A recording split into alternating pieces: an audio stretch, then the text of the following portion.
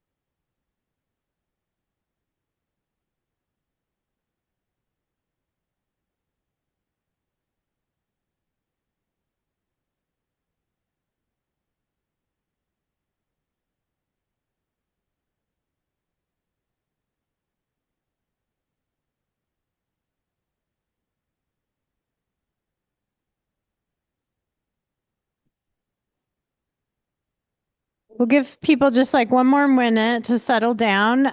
If you're here, I assume you want to talk about creating a housing strategy for Plainfield. Yes? Yes? Okay. If you want to be talking about creating a resilience hub, that's down the hall.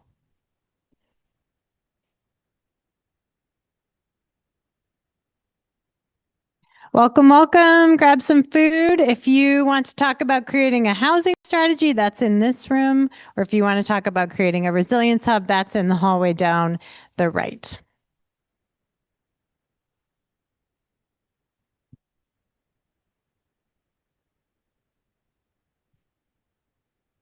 Okay. Should we get started? You guys all have pizza?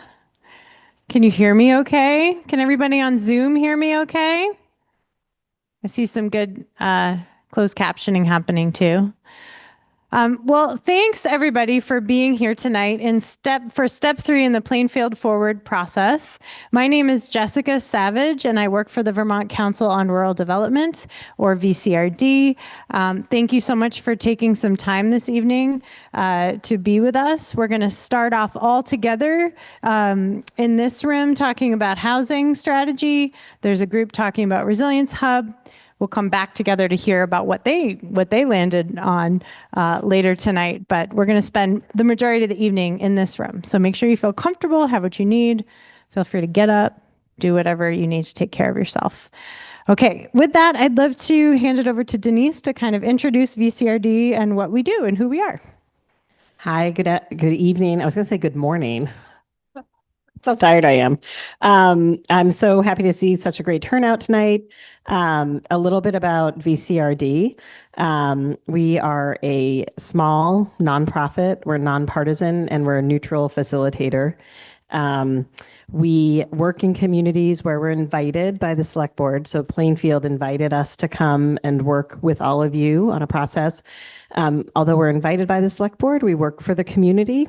And we help to facilitate community processes across the state in many communities. We've been doing this for over 30 years, and we've worked in about 90 communities. So we have an incredible depth of information, knowledge, and skill on the team who've been involved in this work for a long time throughout Vermont. I want to, and not everybody's in this room, unfortunately, but we have an incredible staff and a team of people that work on this. And if you've been part of the process, you've probably met a lot of them. Jessica Savage is here to my right. Laura Cavan Bailey is in the other room. She's running the Resilience Hub. Danny Parkins over there is helping with our tech tonight. And then Nick Parker is also over in the Resilience Hub. So you'll see us floating around. Please feel free to ask us any questions, and we can help support you in any way that you need to tonight. This is a great opportunity tonight. This is our action planning for the community, and that's what you all get to do together. And what we know and what we've seen and why this process works is because we reflect back what you say and what you want. We are not here to tell you, right? And so it's really about the wisdom of the community and all of you driving this work. And that's what makes it so impactful, and how we get such great turnout and then results in the communities that we work in and work with. So I just want to give you all a hand for showing up tonight. The most important thing we can do for democracy is to show up for each other, to show up for our communities. And this is really what this work is about, is the common good of Plainfield, and all of the things that you've been through over the last couple of years, and really just showing up for each other and being here and thinking how to move forward together. So I'm really excited about this conversation. I'm going to turn it back over to Jess, who's going to go through a couple of logistics and thank yous, and then we'll get started on this lovely agenda. Mm-hmm. Thanks, Denise. And thanks everybody again for being here. We're also joined tonight by a resource team. So some folks, either community members who have been just where you are as a community and identifying a priority and taking action on it, or who have some kind of technical assistance, funding, or other resource ideas. So if you're on the resource team, I'd love it if you just raise your hand. Great. It's a big resource team, especially for the housing group. So appreciate folks being here. Their names are on the back of your agendas. Does everybody have an agenda? If you don't, I have extras here and we can hand them out to you. Yes, absolutely. Yes. Patty's here from Londonderry, where they also identified housing as a priority and created a task force. So thanks so much, Patty, for being here. Okay, so a few housekeeping items and thank yous. So bathrooms are located down the stairs. Hi, Pam. Thanks for being here. Are you looking for the resilience hub? Sorry, Pam's on the resource team for the Resilience Hub. She's awesome. She's from Barrie. So there's bathrooms in the lobby down the stairs. You guys probably know this campus very well, but there's accessible bathrooms down the hallway. Please help yourself to food throughout the night. Like I said, take care of yourselves. Get up whenever you need to. This meeting is hybrid, which means we must use the microphones, not only for so we can all hear each other, but so those folks have any clue what's going on. They can't hear you unless you talk into the microphone. Denise is going to be running the microphone around later on. We just want to say a big thank you to Orca, who's also live streaming this event and all three events and have been an excellent excellent partner. And we've noticed Plainfield people watch the live streams. Both right now, there's people definitely watching it, but also as a recording, we've noticed that people are really using this. So thank you again to Orca. A couple of just quick guidelines, like in most meetings, raise your hand if you want to speak, and I'll have Denise bring the microphone to you. We'll hold on to the microphone. You've seen us do this a couple times. Trust us, it just works best that way. And like I said, you should have an agenda. Raise your hand if you need one. I'm not seeing any hands. Okay, so how we got here. How did we get here tonight in this beautiful October evening in Plainfield? As Denise said, we only work where invited, and here in Plainfield, the select board invited us to host a community conversation. Once invited by the select board, we work for the whole community. So we work for every resident in Plainfield, everybody who cares about the future of Plainfield. We assembled a group of your friends and neighbors here in town, representing as much diversity of experience, age, stage of life, what they're into, what they're involved with as possible to advise us on this process. This process is brought to you by our Resilient Communities program here at VCRD, which is a very adaptable program. And we've really tried to adapt, especially post-flooding. Since 2023, we've worked with several communities. Each process has taken things we already know how to do and really adapted it to meet the moment that the community is in and what you say you need. And those planning committee members have been essential in advising us along the way in deciding how to do that adaptation. So we met with them in May.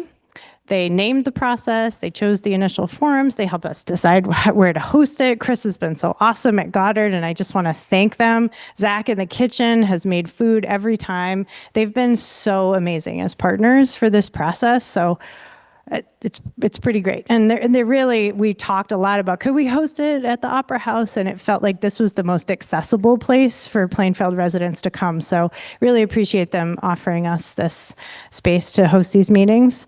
So we had our first meeting here. It was hot, very, very hot in July. My hottest facilitation ever yet. And I didn't pass out. And you guys did an awesome job brainstorming around things like housing, community buildings, transportation, sense of place, et cetera. We took copious notes during that meeting. We distilled all those notes down and reflected back to you a bunch of ideas for action that we thought you might want to talk about. We brought them back to you in September. Sorry, we had to skip August because it was very busy. It was too hot. It was very busy. So then in September, we came back and we had a conversation about all those ideas. You let us know if we missed any, got any wrong. And we had a big discussion about all the top 10 ideas. So you did one round of voting, you got down to the top 10, and then we took a moment, and this is a really adapted process, where we heard about all the work, all the context for the work that's already underway in Plainfield around those 10 ideas. You guys are an extremely impressive community when it comes to the quantity and quality of work that you're already doing, right? And so we wanted to make sure to hear that context and offer you an opportunity to then prioritize, okay, out of these 10 ideas, what are the first two things that you think will make the biggest difference for Plainfield moving forward right now? So that's how we got here tonight. The top two ideas were create a housing strategy and create a resilience hub and network. The close third was increase accessibility in Plainfield, and we connected with the accessibility committee and really felt like we could integrate that. And the point of the conversation in September that people were making in the room was that accessibility is kind of part of all of these ideas. And so that's also part of what we're talking about when we're talking about creating a housing strategy and creating a resilience hub. So that's how we got here. Are there folks who have any questions about the process and how we got here? And I'm going to run through the agenda and make sure that everyone knows what we're doing, but any questions about how we got here? Yes. We need the microphone, sorry, because the people on Zoom won't hear you otherwise. Hi, I'm Chris Mixick. I live up on Lower Road, Hi, Plainfield. hi, Chris. I'm a member of a few advocacy organizations. How do I get listed as a resource partner? Oh, a resource partner. Well, you can, we're going to send around the sign-in sheet in just a minute. If you put your name and email and you want to put a star or a little note that you have resources you could offer this group, Okay. feel free. I noticed that there's no Efficiency Vermont or code specialist on the Okay. list. Yeah. And I'm an EEN contractor, and I'm also president of Vermont Passive House, which is a nonprofit that promotes a high standard energy code. Okay, great. So we are going to send around a sign-in sheet, and no doubt there are people in this room who have lots and lots of skills to bring to bear, and that's what this is all about. As Denise said, we've done this process or something like it in over 90 communities, and what makes the difference is having committed people who want to take action, getting matched up with the resources that they need to take that action. So really appreciate you saying that, Chris. And I know, I'm looking at some really high level skilled people in this room. So how's it going on Zoom? Can you hear us okay? I'd love a quick thumbs up or some other emoji. I see it. Thank you, Patty. So Danny's going to essentially be your avatar.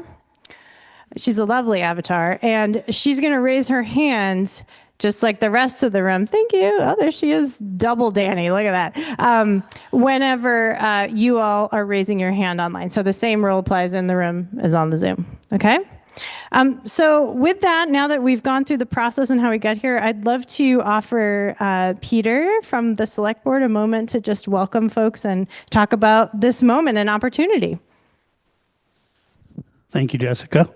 I'm Peter Youngbear from the Select Board, and we're really pleased to have Council on Rural Development do this process for us here. I wanted to thank Chris Mixick for stepping up, and I will personally vouch for his expertise in energy efficiency, having worked on our house last year. So want to thank everyone for joining today and for participating in the process. I'm just curious, how many people here, this is your first meeting? Okay, so one. All right. So everyone else, and Chris. So everyone else has been to at least one or two of the others. Thank you. The whole point here tonight is to share our perspectives and viewpoints and ideas. Doesn't matter that we hold different perspectives and different viewpoints. We kind of want to get them all out so that they can be mushed together and analyzed and processed and end up with a plan of action at the end. So please don't be bashful in sharing your ideas. This is about reimagining Plainfield. We've been hard hit with some environmental traumas the past couple of years. So we do need to think about what the place is going to look like and be like in the future. So that's part of this. And increasing participation. You know, we held I want to make a comment on that. We just held a public hearing on our community development block grant, and I think we had 70 or 80 people physically in the room and another 20 or 30 online. That's a huge amount of participation. I heard through the grapevine, and Pat, you can tell me, the city of Barrie had, I think, 7 projects and had maybe 20 people turn out for their public hearing. So Plainfield is a very engaged community, and Josh was one of them. We sent a spy. So we're very lucky to have that level of participation. So thank you again. Town government is here. State and regional partners are listening. There's the list of folks on the back page of the agenda. And this is an opportunity for those folks to hear our vision, but also for them to say, oh, I'm a resource for that. I'm a resource for that. So this is about connections and making our vision possible. So again, thank you all. Thank you, Peter. And thanks to the select board who've been present at all the meetings. You've had several members present. So, and I should say, as I've said in these other steps, for those who've heard me say this before, nothing about tonight replaces any official business or process that the town wants to undertake, right? So we're not here to change or do anything that you would have to do any kind of municipal process for. The goal of tonight, and Peter did a great job of articulating this, is really to build momentum on existing efforts, come up with a list of actions that that you think should happen around creating a housing strategy, and builds upon the existing processes. Identify next steps, the first 5 things you're going to do, connect to resource providers, and increase capacity and energy for this work moving ahead. We also wanted to mention that we're going to create 10 action plans as a result of this. So not only the top 2 ideas, but all 10 of those priorities are going to get at least a mini action plan with ideas for resources, because we heard from Plainfield that you like having a lot of options. So we want to make sure you have as much information and resources for moving ahead as possible. Okay, and overall tonight, you know what's best for your community, and we're here to record and listen. I am going to be taking flip chart notes using my best handwriting, which is marginal. So if you need me to read something or you don't understand what I'm writing, please just let me know, because I usually can read my own handwriting. So, okay, to kick us off, here's our agenda. So we're going to review the current context. Folks gave us some really great context in September for creating a housing strategy, talking about work already underway, the current status. You can enhance that. What's happened since we were here last, if anything. Then we're going to brainstorm all actions that you could take, that this group could take to create a housing strategy. We're going to spend a bunch of time on that. Then we're going to prioritize the first 5 things. What are the first 5 things you're going to do? You could do all these things. Where are you going to start? And then we're going to hear from our resource team, and they're going to help identify some resources that might help you take those actions. And then at 7:15, the other group will come in here and we'll report back out. You're also going to choose the next meeting, date, time, and location for this group. So that's the other thing we're going to do tonight by the time we're done. Okay? Does everyone understand what we're going to do? All right. So there's a lot of people in this room, but I think it's really important. So we're going to do it anyway. I would love to have each person, we're going to go around, you're going to introduce yourself, you're going to say your name and why you chose to be in this group tonight. This is essentially the first meeting of a group that we think will be meeting more in the future. So let's get to know each other a little bit. David, do you want to start us off? Because the microphone's near you. Excuse me. I'm David Scheckman. I'm here because have kind of my whole adult life has been working on housing, and I recognize the need in Plainfield and would like to help to fill that need. Thanks, David. We'll just go down the line. It's Michael Birnbaum. I've spent my whole adult life on communications, and I'm here for the same reasons David is. Hi, I'm Elizabeth Mathai. I'm just one of the concerned citizens of Plainfield as to how, anyone in a low income can gain housing. I've seen this struggles, so. Thank you. Yeah, keep going down the row. That's great. Hi there, I'm Jamie Bauer with the Department of Housing and Community Development. I've been a housing and community development specialist for over 20 years. Thanks, Jamie. I'm Josh Pitts, and I'm the town treasurer for Plainfield, and I'm here because the rent is too damn high. All right. Hi, Will Colgan. I've been on the Planning Commission for a while, and we've been working on updating the regulations to make it easier to have greater options in town. Thanks, Will. Peter Youngbear, Select Board, and I'm here because I don't think we should have all our housing eggs in one basket. All right. Thanks, Peter. Hi there, everybody. I'm Nate Lantieri with Vermont Housing Finance Agency, where I'm the research coordinator. And I'm here because I think that a lot of the really good action that can happen with affordable housing can happen at the local level. So happy to support that. Thanks, Nate. I'm John Broderick. I'm a resident of Plainfield for 5 years, and I've been involved in housing and community development for many years and look forward to bringing any expertise I may have to help here. Thank you. I'm Jess Schmidt. I'm with the Vermont Community Foundation, and I am here because we love to support towns who are going through this process. And also we recognize that housing is both a big challenge, but also a great opportunity in Vermont. Hi, everybody. I'm Jess Hyman. I'm with CVOEO, which is the Champlain Valley Office of Economic Opportunity with our statewide housing advocacy programs.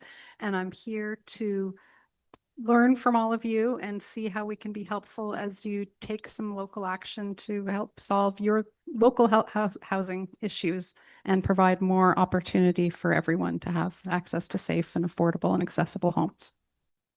Thanks, Jess. There are 3 Jesses in this room. I'm Lori At Finch. least. I live on Gore Road in Plainfield. I'm especially interested in rehabbing housing to create houses for moderate and low income people. Thank you. Hi, I'm John Dees, and I've been a resident of Plainfield for the past 6 years, and I'm an interested community member. Thanks for being here. Hi, I'm Joey Klein. I live at Littlewood Farm. I'm interested in moving some young farm families into the area.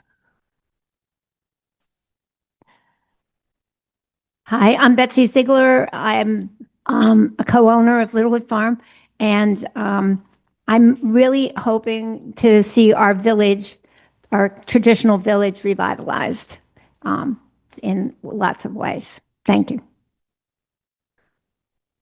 Hi, my name is Jamie Spector. I live up on Spruce Mountain in Plainfield, and I currently serve as chair of the Recreation Public Arts Committee in Plainfield.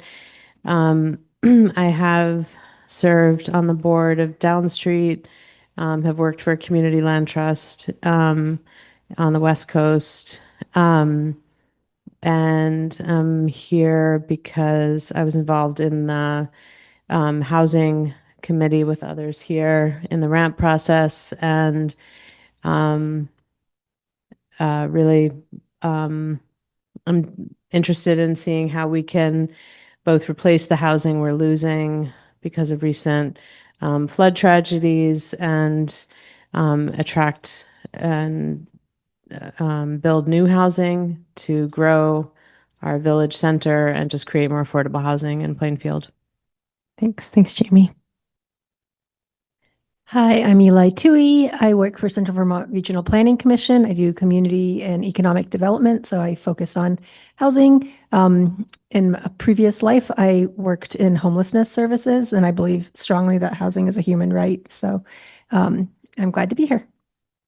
Thanks, Eli. My name is Erica Hoffman-Keese. I'm the director of Green Mountain Economic Development Corporation, which is the regional development corporation south of you.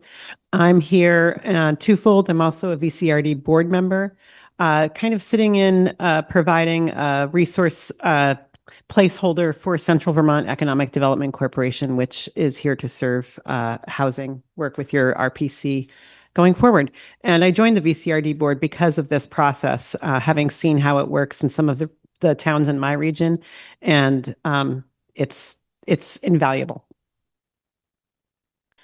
Hi, I'm Becky Atchinson, and we've lived here for about 22 years. And I'm here right now because I'm curious to see what people want and need and how I can help. And I was also, as Jamie mentioned, part of the RAMP Housing Committee. So this is kind of the next step. That's it. Hi, I'm Lauren Geiger, and in 2014, I fell in love with someone and moved into his house in 2017, and I find myself in a special hazard flood zone. And so my house I've had to evacuate twice. I've seen many of my friends and neighbors lose their homes, lose their pets. And I have a lot of friends who are younger and can't afford to get into the housing market. So that led me to serve on the East Village Expansion Committee and try to create some housing in town where you don't have to be terrified of the water next to you. Thanks, Lauren. Hi, sure. As I mentioned before, I'm president of Vermont nonprofit vermontpassivehouse.org. One visit to the website will kind of show you what our mission is. We provide grants for passive house trainings for consultants. We have a wealth of information there as to what passive house is and the energy code. And I'm a retired builder, currently designing homes and doing energy modeling. And I'm also an EEN contractor with Efficiency Vermont Code Specialist. So I have a lot to offer in terms of resources. I'm Mike Davidson. I've been in housing redevelopment for the last 42 years, focusing on downtowns and repurposing existing buildings, including Goddard. My name's Eli Barlow. I've lived in Plainfield as a renter for 4 or 5 years, and I'm interested in living in Plainfield as an owner, and I would love to get other people who want to own or rent in Plainfield able to do so.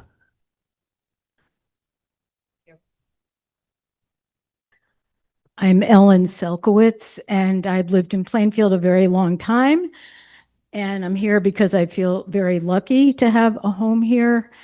And I'm concerned about all the people who did lose their homes through the flooding and want to be able to stay here or to bring back some people that left.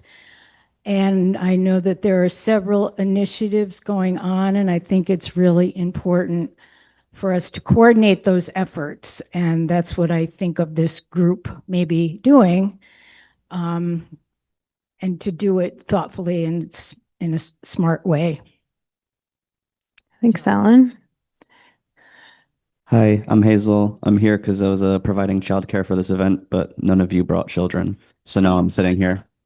Although I am interested in the subject topic too.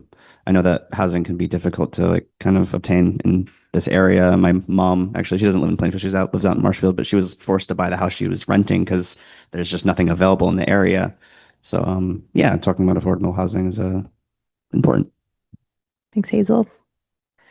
I'm Rue. I'm Jamie Spector's kid. I'm also here for childcare, but I think it's important to build a community where everyone who wants to be here can be here. And I think that that's the kind of space we should foster in Plainfield. Thanks, Rue. Thank you. Yeah, that was very well said. My name is Arian Tabumri. I'm on the East Village Expansion Advisory Committee, owner of What's Left of the Heartbreak. I'm here because I think housing is a good idea and Plainfield is a good idea, and the two together is just great. Thanks. Thanks, Arian. Melinda View. I'm a longtime resident of Plainfield, moved here from Oklahoma and Kansas, and would never go back. I am fortunate enough to live in the village above the water level in a historic house. I care about the village and its history, and I care about the process of what's going on now. And I hope that thoughts and respect can come together through the cooperative working together on coming forward with a plan for housing that respects all the history as possible in Plainfield. Thanks. And I have the mic, Denise. You gave it away. No, I'm Pat Moulton. I am the Central Vermont Flood Recovery Officer. I work in Central Vermont and Northern Vermont. I work for the Agency of Administration. I've been working with Plainfield on flood recovery since the events. I've been part of the East Village expansion project planning.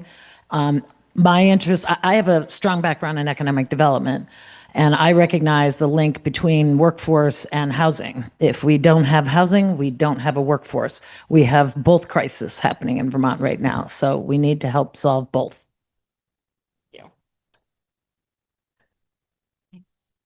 I'm Deborah Stolaroff, and I have lived in Plainfield since my late 20s. I was lucky enough to land at the New Hamburger, which is an affordable housing cooperative. We're actually now a condo, but if it wasn't for living in a place that was affordable, I don't think I could live here. So I think I'm here to support affordable, accessible housing for all. I agree housing is a human right. I also agreed with what you said about if there isn't a workforce, then if we don't have housing, we don't have a workforce. We also don't have a community or school. Many of you know that I taught at Twinfield for many, many years. And I'm also here to speak out for senior housing as well. We have an aging community, and the seniors need to have a place where they can live after they can no longer live in their homes that are maybe not accessible. So, yeah, that's it. Good evening. My name is Tim Tierney. I'm with the Department of Economic Development. I believe I was here 7 years ago as a visiting resource person, and then I was a outdoor recreation expert, and now I'm supposedly an economic development expert. But I think Pat said it very well. I mean, in the Department of Economic Development, we really didn't focus on housing, and lately it's been a major focus and a major priority. And I'm here to just help relay the resources and programs and help people maybe navigate through all the different resources that are out there. But it's great to be back here. Thanks, Tim. I'm Christy Farnham. I'm a lifelong Plainfielder, as 6 generations before me of Farnhams have been. I'm also recently appointed to the president role of Plainfield Historical Society, so I'm a strong proponent of preserving every ounce of our history that we can, even if it lives in a different place in its preserved state. I also happen to work for the Agency of Commerce and Community Development, and I'm leaning on some of my friends in the room to make sure those resources are well explained with allowing me to sit here as a resident and participate tonight. It's great to see everybody. Hi, I'm Alicia Weiss. I've been a resident of Plainfield for 41 years. It was always home to me from the moment I came here. I'm the chair of the town's Accessibility Advisory Committee, so I'm here to speak for accessibility in not just meaning economically accessible, but accessibility for people with all levels of ability and disabilities and other conditions. And I'm also here because, I didn't assume I own a house in Plainfield, but there were points in my life, a lot of points where I never thought I'd own a house. And it hasn't always been easy economic sailing either. And I want to see people have housing, and I really want to see that we provide, as we think about this, an array of types of housing and not make assumptions about everybody wants to rent or everybody wants to be a single home owner, that we take into consideration multi-generational housing, and that we think about the history of our town. I'm professional genealogist. I do house histories. I think a lot about the history of this town, and need to hook up with Chris for the Historical Society. But, we have houses that have been allowed to fall into ruin or perhaps are not livable in where they are but there may be options to relocate them. I am also concerned that we don't hear the voices of the people who have lived in, enough voices of people who have lived in Plainfield for generations, including a lot of the elders. And I hope we can figure out ways to bring them into that because they have a lot to tell us. Great. Thanks, Alicia. I'm Carl Bissix. I'm chair of the select board, and I'm very interested in affordable housing for all, whether it be rental or ownership, and also the preservation of housing. We do have the stock we have, which makes our village very charming, but we have to preserve what we can, I think. So. Thanks, Carl. Hi, I'm Gail Poinsett. I'm just a curious neighbor. I wish everyone had happy housing like I do. So I'm here to see what's happening. Great, thanks. Danny, do you want to let folks online say hello, or we could read their... Yeah, I have asked. Looks like Patty just came off of, turned her camera on. Go ahead, Patty, you can unmute. Hey everyone, I'm Patty Eisenhower. I live in Londonderry, Southern Vermont. We had a VCRD community visit during COVID, and one of the top priorities for our town was housing, and specifically affordable housing. So I've been involved with a number of committees over the last several years in looking to facilitate development of housing in our community. So I'm here as a resource for the group. Thanks, Patty. Anyone else online? Nope. Okay. Well, thank you so much. I know it took, Francis arrived. Here, would you introduce yourself and say why you're here? Sure. I'm Francis Rose. I'm on the Plainfield Select Board. I live in the village. Housing is a hot topic. This is not an extractive economy. What's going on statewide, it's like no longer the thing that is making the finances happen. Wealth is in the people. And so places for the people who make the wealth, who make the richness, that we all feel is why I'm here. Thanks so much. Did we miss anybody else who arrived late?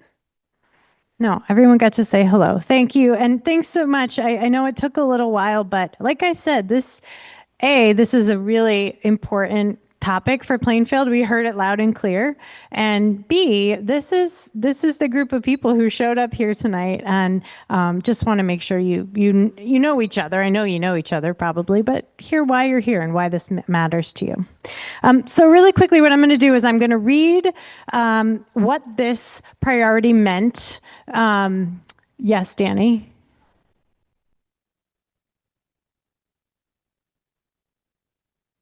Oh, we're going to bring you a microphone. No worries. Hi, yes. Dr. Phillip online was saying that he's a Plainfield resident for the better part of 38 years. Alicia and he and Alicia lived in Hemlock prior to that, I believe. Okay, great. Thanks for being here, Dr. Phillip. Yes.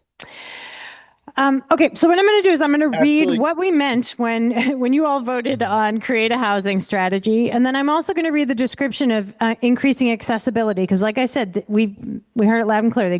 Everything goes with that. So, create a housing strategy. Participants noted ideas to expand housing efforts in town, such as education about zoning, inviting more people to live in Plainfield, mapping where to build, and repurposing buildings for housing. This group, this is you, could balance more housing with natural and working lands and coordinate with existing initiatives such as the East Village Expansion Project and others. A group could explore, visualize, and expand beyond the work underway, including what zoning enables currently for new housing options in the village, at the Creative Campus at Goddard, and other locations around town, and make changes if needed. This process could set housing targets for the town, including a variety of types of housing, and work with housing organizations, developers, and homeowners to implement.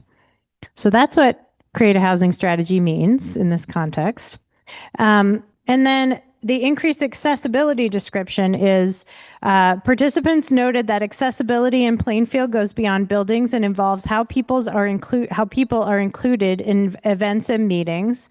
There was support for increasing and expanding all aspects of inclusion and accessibility in Plainfield.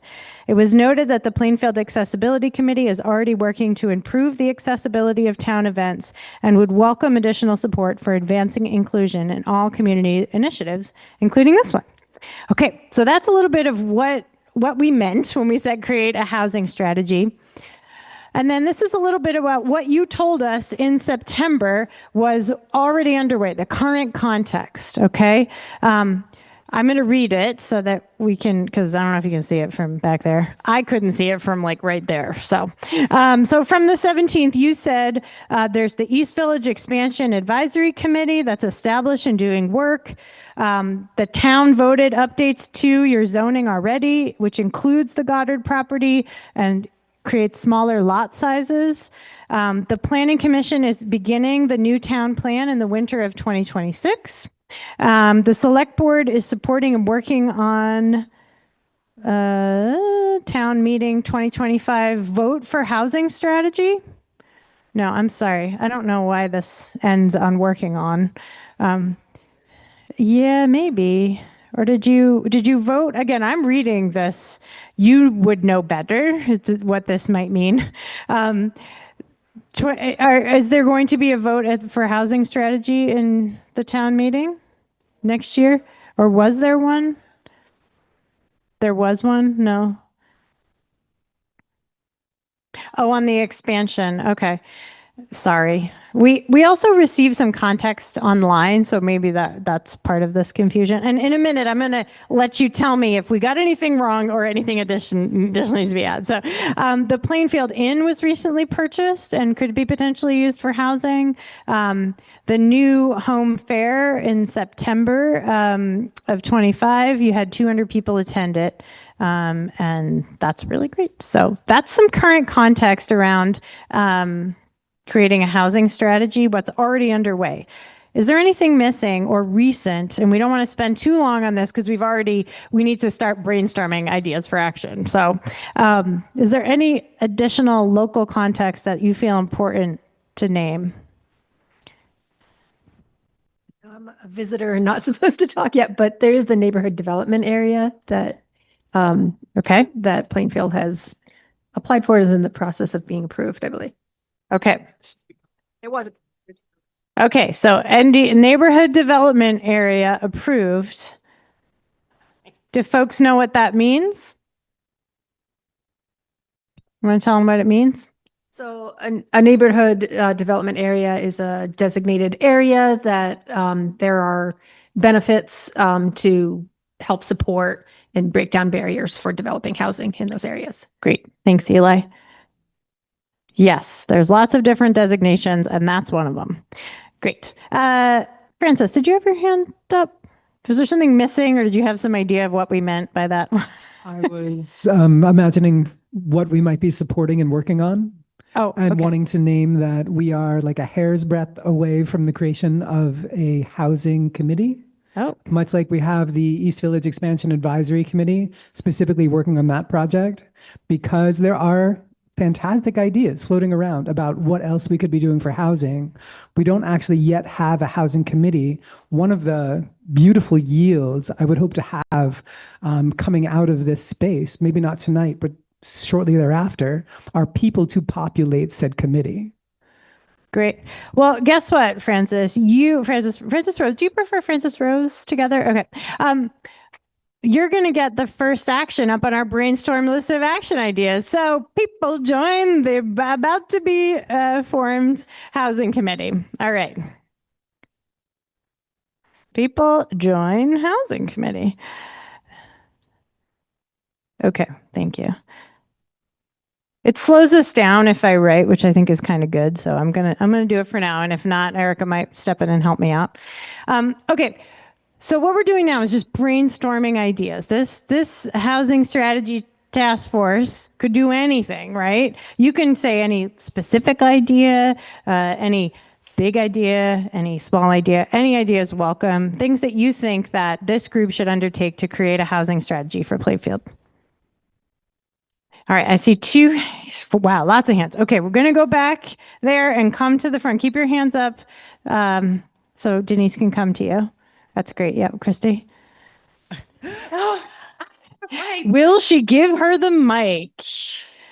I would like an inventory of not just flood damaged homes, but also those homes that are looking sad and decrepit, as well as a feasibility study for where they might be when they grow up.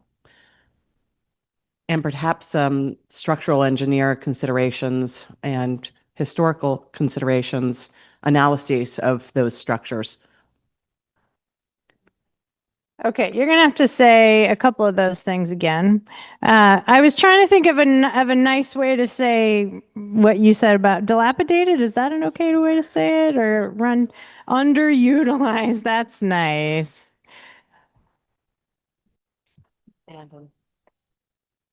Okay, all right. We got lots of words.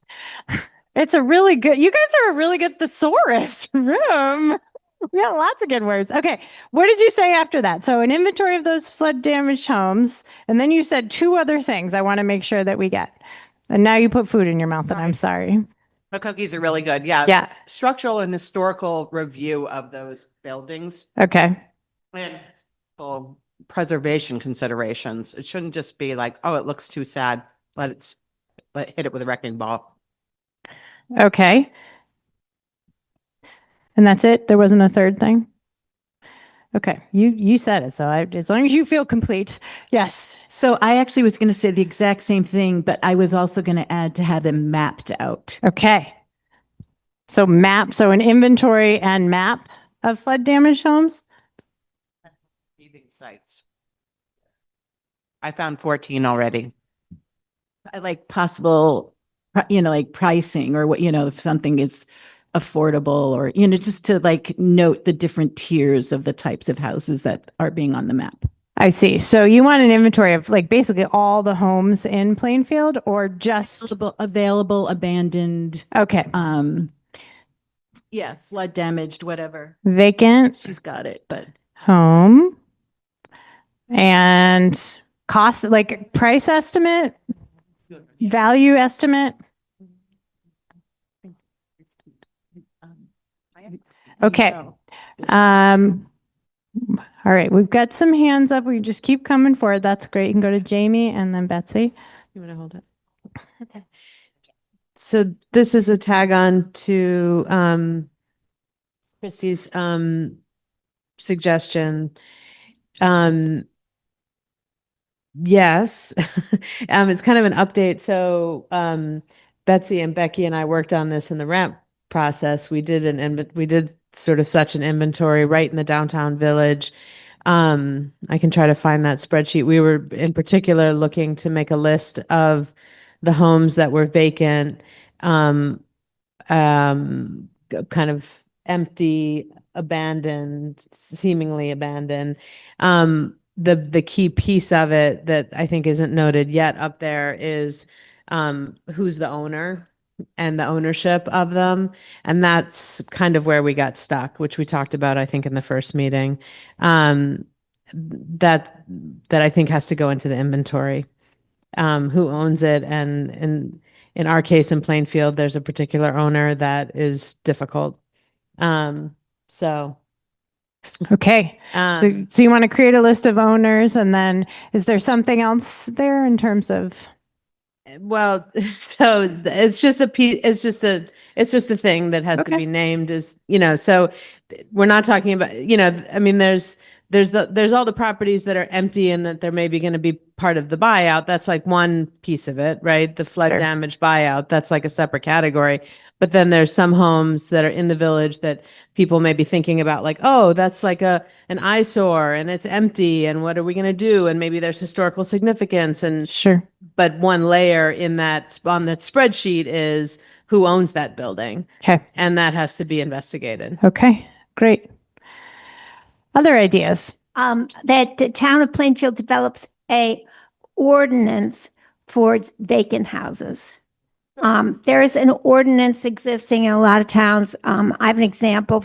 I'd be glad to send around it, but from Brattleboro, $800 a day for a house left vacant for over 30 days. Betsy. Brattleboro example, you said, Betsy?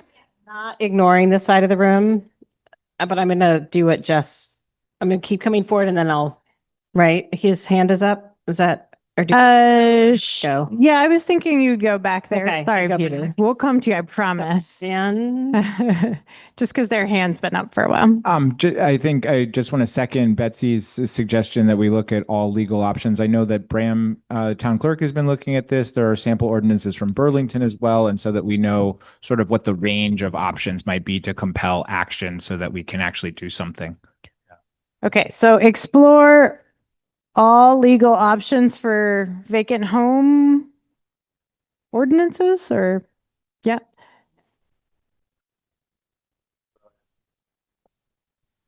All legal options to incentivize rehabilitation. Does that sound right, Arian? Okay. was there anybody here whose hand was up? Mike? Okay. Let me know when you're ready, Jess. I'm ready. Along the same lines, because I've looked at both East Montpelier and Plainfield, there are a lot of homes and old, beautiful old houses, would be to contact those owners and find out what their intentions are and see if there's some sort of synergy there. Okay. Contact homeowners to find out their intentions. Okay.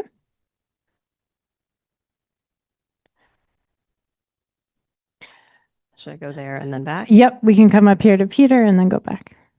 Well, just to follow up on the thread of derelict homes or vacant homes or whatever, there are some vacant lots that have occurred, so where there aren't anything, which should hold potential for either relocating or new construction.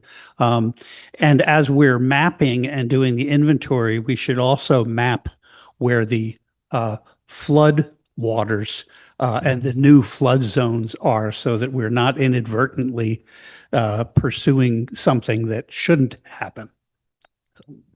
Okay, so include map of new flood zones. Does that sound right, Peter? Yeah. Include new flood maps. Okay, include new flood maps in inventory. Okay. How about I just want to, I know there's a couple of hands, but we were talking about zoning. There was also setting housing targets. There were other things kind of contained in this strategy as well. So just think about those. What actions would this group want to take? I also want to name that in some towns where we've worked and they've identified housing, they have created different forms of governance for that housing task force. In some places, we've seen a housing committee and we've seen a housing task force in both places. Sometimes we've seen a number of different things. So I just wanted to plant all these seeds in the audience here. Okay. I just wanted to follow up on the idea of the historic buildings, and there's been discussion about deconstruction of buildings instead of just knocking them down and throwing them away, especially the buildings that have architectural features that are we'd like to maintain, and also the possibility of moving buildings that are still structurally okay but in the wrong place. Okay, so I'm going to say deconstruct historic homes and reuse features when feasible. Something like that, where feasible, and consider relocating homes when feasible. Does that sound right? Okay.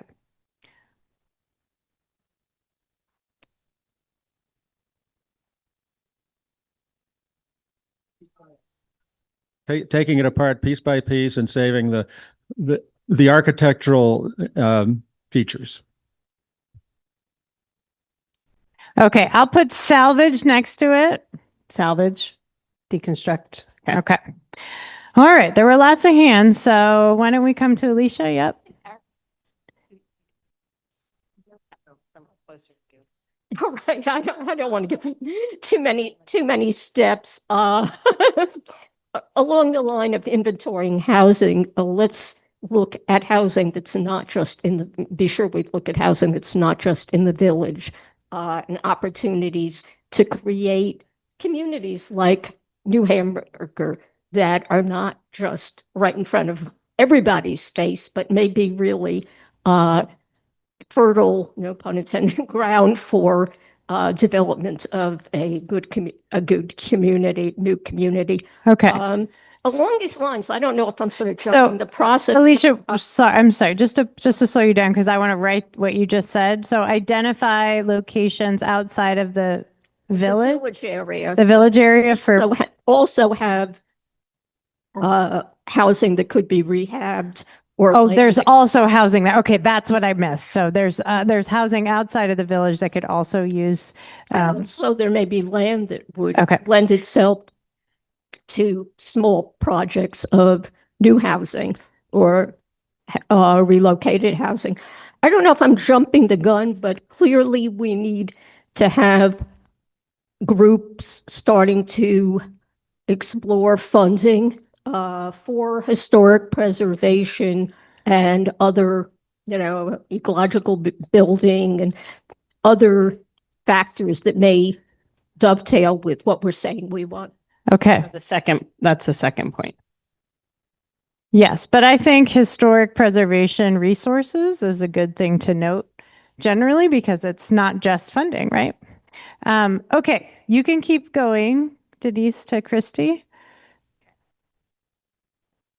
So I'm interested in exploring what was once contemplated as campus number 3 here on the Goddard campus, and the idea that it's so proximate to already built infrastructure. And it could be developed in really unique ways, like public-private partnerships, or having the town be the municipal owner of the land and then have the developer own the air rights above it, like in a condominium sort of a situation. So there's lots of creative ways that the campus not be sold off and contained to still the Goddard campus, but would still allow for home ownership. Okay, so would you consider public-private partnership for development of that parcel? Okay. Just let her catch up. Okay, you can go to the next person. I would like to inventory the town, maybe through Front Porch Forum or various ways to get out and ask people, would they be willing to subdivide their property? So another house could be put, maybe they have 10 acres. Maybe it'll fit into zoning. I don't know yet, but they could subdivide and allow, have another house built on that same piece of land. Okay. So inventory town through Front Porch Forum to ask people if they were willing to subdivide. Yep. Jamie? I was just thinking in terms of strategy for us, or to come up with goals in terms of numbers. How many units do we think we need to create? Okay. Like, what is our goal? Do we need 100 more housing units in Plainfield? Do we need 200 more? Do we need 50 more? Like, and to figure out what we think that magic number is, as one place to start. Okay. And then just another goal of figuring out how to work with Downstreet, which is our regional affordable housing developer, and how to figure out a project to get in their pipeline. Okay. Let's let her catch up for a minute. Okay. Thank you, Jamie. I'm gonna come there next, guys. Okay, go next. I'll let you turn the page. I'm good. Thank you. You guys are being really patient. It kind of slows you down a little bit, though. Then you have time to think. So. So I would love to have us have conversation with the owner of Goddard around senior housing here. and I would say actually intergenerational housing, and how to use the spaces here at Goddard that in a way that would build community, a community area for housing. I'm going to come back this way, I think. Okay. Coming to you next because your hand's been up. I fully delegate you to You choose. delegate me to do I this? delegate you to choose who's going to speak. I believe in you, Denise.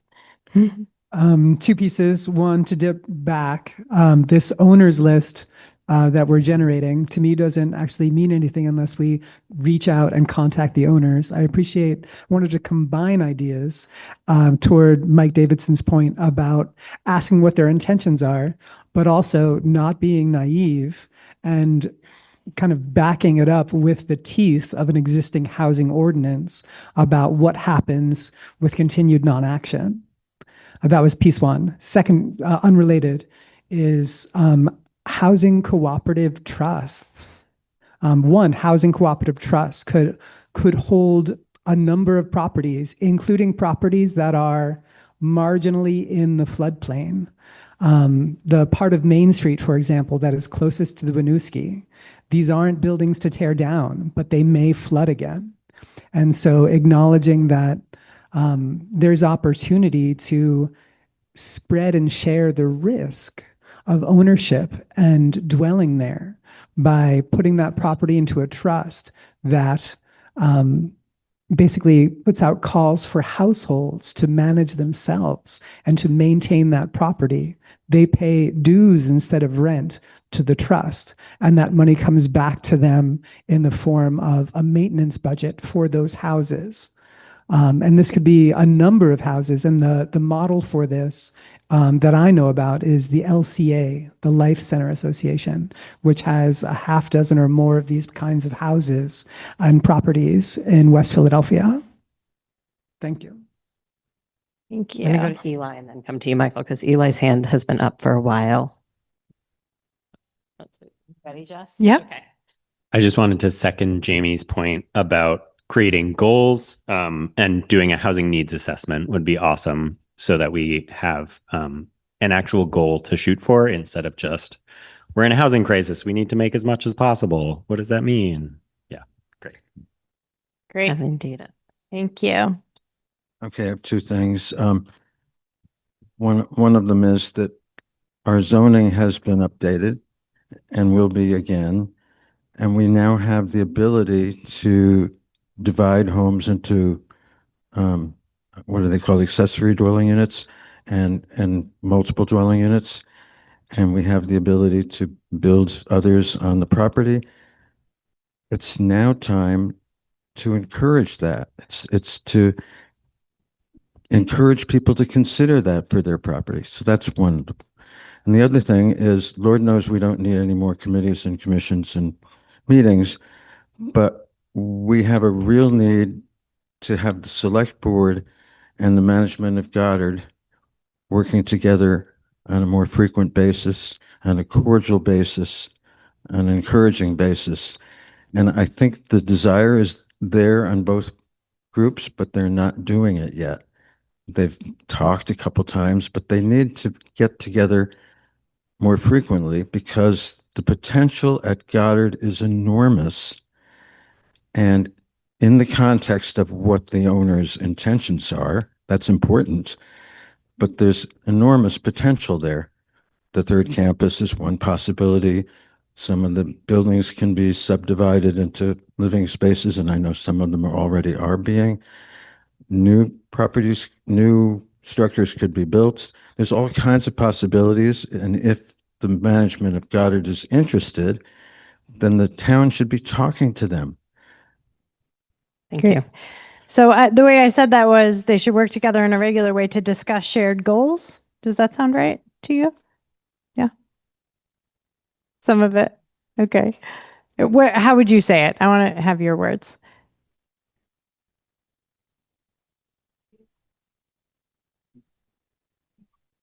Frequently Okay. Regular rate, more frequently. Okay. Collaborate. Okay. Does that sound good? Does that sound right? Yeah. Yes. Who's So next? I'm hearing a lot of really good housing strategies here, which is great. And in support of Carl, that the group should consider making a mutually agreed upon standard of best practices around deconstruction, renovations, and new construction in terms of energy use, water use, impact to the community. So standards and best practices that we could recommend to any residential builder or developer who's going to be part of creating housing in Plainfield. So we might want to focus on creating a list of standards and expectations and best practices. Okay. Thank you. Okay. Go. Two things, just in terms of the goal. If we take the state statistic that we're 40,000 houses behind, and we divide our population of 1.3 thousand by 650,000, the approximate population of the state, when we take that number prior to flooding events, we're 80 housing units behind, according to that state statistic, and then we lost more. So just in terms of like a reference point at the state level, maybe we want a different number. That's a number that the state has proposed. I just wanted to share that math. From this standpoint, I think we should also revisit the zoning and the minimum lot sizing outside of the village district. We're currently at 5 acres. All of the towns around us are smaller. What do we want the number to be? Marshfield is 2. These are things that we should be considering. Thank you. Thanks. Okay, coming over there. Thank you. So I think, Erin, you're suggesting the lot size outside the village could get smaller. Okay. It's okay. Any idea is welcome. It's all right. And it's non-binding. It's just an idea. It's great. One of the things we're mostly talking about the village, and there is a ceiling in the village, and that's the capacity of the wastewater plant. And Josh has been doing a really good job of getting a handle on that. The Water and Wastewater Commission has a good handle on that. But that ceiling is real. And we need to pay attention to that when we start throwing out numbers like 200 new houses. Okay. Is there an idea for action there that you want to name? Well, I think it's an ongoing process to keep the number of available units or the possibilities of the number of hookups on the wastewater side. The water, if it rains, will be all right. If it doesn't, that's a different problem. And there's also technology, finding leaks. There's a lot of things that can be done to increase the capacity. And if you reach that limit, you can renovate the plant and upgrade it. That's what we did in 99. We renovated the plant and increased the capacity. And you can do that again. You just have to know that that's a cost you're going to have to deal with if you decide to grow or you have that capacity to grow. So okay. It should be in the formula. You just can't say, let's do it. Sure. Right. So what you're saying is the wastewater capacity ceiling needs to be factored into housing targets. When the targets get way up there, we got a ways to go. Okay. In the village specifically. Yes. Okay, great. I'm going to take a little liberty since we haven't heard from Mike yet. I'm going to have, since he raised his hand, I'm going to go over here next. Second, what Will's talking about, and actually, it'd be interesting, useful to work forward backwards from what an expansion of the plant would involve, so that we don't have, as Will says, have these ideas of how much we have to do, and then have that run what we're trying to do here, run against what's trying to happen elsewhere in the village. It'd be better for us to know up front what those costs look like, so we can work together. Okay, so working together with Creative Campus and the town as you set those housing targets and considering all of the wastewater and water implications? Does that sound right? The cost of expansion is really what I'm saying is, what is the cost of expanding in different increments? So we understand what we're looking at and how those costs will be shared. But the other thing is, and I asked this first day I came to town, when it was Bram, I think Josh was there, is how big do you want the town to be? Be careful. We don't ruin Plainfield. I love Plainfield. You want to be careful what you wish for. Used to have maybe 1,600 people at its peak, what have you. 2,000 might ruin the place. So what's the point? And we're very conscious of that. So I'm a redeveloper. I'm very conscious of not overdoing it and knowing what that means and working with everyone. So we're on the same page rather than trying to guess. Sure. Well, thanks. Appreciate that. And again, any ideas welcome here to be heard in the room. We've got about 5 more minutes to just brainstorm, and then we're going to do the hard job of saying, okay, what first? What are the first 5 things? I saw lots of hands, so good luck, Denise. Quick. I was just remembering, Chris, you're talking about a certain future building built to a certain energy. Yeah, I heard but I mean, Chris had previously mentioned that that could be we could set a standard. And I was just remembering an example in Brattleboro where there was some rehab being done by a preservation group, and they had taken a downtown building and made it into low-income housing, and energy use was a really important factor in how they redeveloped that building. And I'm sorry, I don't have the details on it, but I'll try to remember. And the other thing I want to mention, I think it would really be benefit to the town with we hope a lot of new ideas coming and maybe new action, to have a town's newsletter, and it would have some input, hopefully, some updates from the select board, from other from committees. I don't know, it could be a lot of different things. It just might help us with our transition. Just an idea. And the other thing someone else has mentioned, she is not here, Christy, is a trail. We talk about trails, but that's another way to connect ourselves as a town and to have some good trails, one of which could be a trail coming possibly through Goddard down to the co-op. Thank you. That's it. And more, hopefully. Okay. So similar to some of the thoughts that are coming now, in terms of what we want, I would like for us to consider cluster housing and just to keep that in our heads so that we have open land available as well. If we're talking about a lot of individualized housing, that means that we're going to lose the land, the open land. So to consider cluster housing. Great, thanks. I'm going to go to you next because you haven't said anything, and then I'll come back over. Just a couple points. One of the tenets of Smart Growth Vermont is clustered housing with space left around it. And so I think that a lot of people feel positively about that. I also heard a quote that the only thing Vermonters hate more than sprawl is density. So you kind of can't win either way.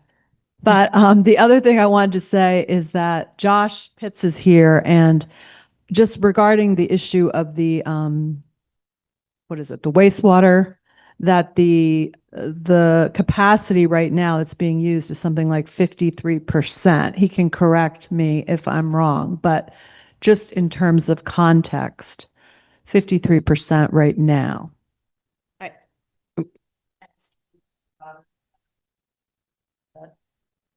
I understand the 53%.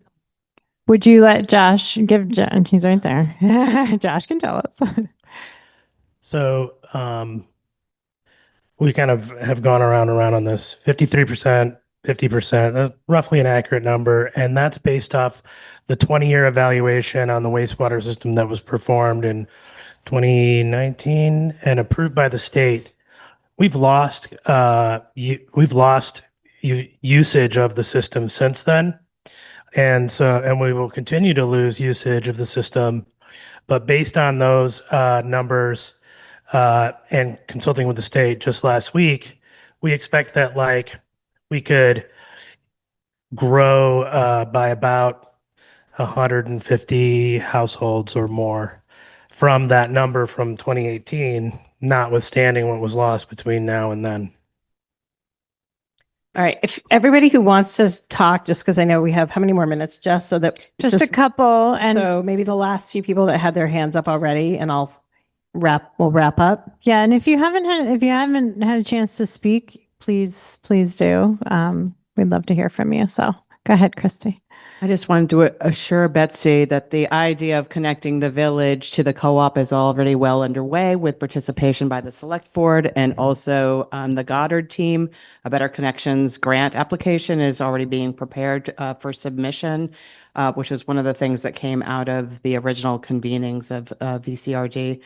And then I want to throw out a new idea, which is the idea of learning from neighboring towns. So one town that I was actually visiting with today is the town of Hardwick. So also a very rural place, also experienced flood devastation. And one idea to help us all collect these ideas and then manage the action that follows is the idea of bringing on a town administrator or a town manager, even if that was shared with neighboring towns like the town of Marshfield or the town of East Montpelier. I don't think it's fair to expect a volunteer select board can carry this, nor a volunteer select board and a grant or 1.5 grant administrators. It's just a massive volume of work. And I think if we brought on that level of leadership, the cost would easily pay for itself in the action that could follow with that sort of leadership. Great. Thanks, Christy. Two more ideas, and then we're going to get into what do we do first? This may be a little outside of the charge, the punitive charge of this prospective committee, but I really think we need, as a town, to revisit a town plan. Mike said something extremely important when he said we have to think, how big do we want to be? It's not just wastewater in the village, it's traffic, it's environmental impact, it's noise, light, pollution. And, I've taken a cursory look at the last town plan. And yes, we committed to growth. Boy, that's an amorphous sort of or ambiguous term, but things have changed a lot for this village and this town since and dramatically. Yeah, and it sounds like a town plan process is kicking off in 2026 for this group. I mean, just because we discover we can build certain things doesn't necessarily mean we should. We want to make sure that all those parameters of impact are examined beforehand. And I just want to reinforce Arian's mention of we should consider the zoning of the minimum lots outside the village. Yeah. So what I'm hearing you say, Alicia, is that this group should get involved with the town plan process. And Will says +1 from. We do have a question online. Oh, do you great. want Danny to read it? Yeah, that'd be great. Thank you. Yeah, the question online is from Patty Eisenhower in Londonderry. She's asking if anyone here knows the town demographics, like what is the workforce demographics, what's the seniors demographics, if there's any feasibility studies that have been done on the Goddard campus for housing. Yeah, so Patty has been through this in Londonderry, so she's asking some questions. You guys, would you want to put an action idea around finding that out, or do you feel like that's well in hand? You already know the demographics, or yeah, would you guys want me to put that? Yeah. Yeah. Okay, so understand, and then we got to start prioritizing, guys. Understand Plainfield demographics. And the other thing she asked was, is there a housing strategy plan for feasibility study for the creative campus? Has that been done? Going back to looking outside of the village and minimum lot size, Plainfield does have a planned unit development component, which encourages, if you have a lot of five, it doubles, it adds density, 50% density, if you're willing to cluster. So that is already here. It's the question of how to encourage that for everybody for developments. It's been done a lot in town. It's a good thing to use. Okay. Okay. There's one person who hasn't said it. Should we? Yep, that's time? great. Okay. Yep, we're going to take yours and then I'm going to put these up on the wall so we can see them all. I just wanted to point out that not everyone can afford to buy a house or rent a house. And so where are the options for apartments? And so create, I guess, low income as well as young folks. And seniors also, I guess, when they don't want to be in a house by themselves at the end, I guess it goes back to apartments. So a lot of plans I've seen says individual or even cluster housing is individual. And I feel there's nothing wrong with having apartments. Though about the density thing, I don't know. But, yeah. Elizabeth, is it? Yeah. Did I get this right? So create affordable apartment options for young people, senior housing, etc. Does that sound right? Okay. One more. Okay, please. I'll try to keep Hazel. this brief. I just wanted to say that as we explore the new housing options, we should discourage having renters or people buying up houses from outside of town. I really liked Francis Rose's idea of cooperatively owned housing or multifamily housing that's owned by multiple people in common, because I think that would encourage both people to care about the housing that they live in and care about the space that they're in, but also would keep the money within Plainfield instead of having rows of houses or apartments that are owned by people, say in Montpelier or Barrie or maybe even Burlington or out of state. I think that would be really unfortunate. Yes, that's it. Okay, thanks. If you wait for the microphone. Excellent point. Are you talking in general, not having out of town ownership? Or are you also bringing in that short-term rental concern that people come and buy and then they put the house out on VRBO or Airbnb and it's not a resident that lives there?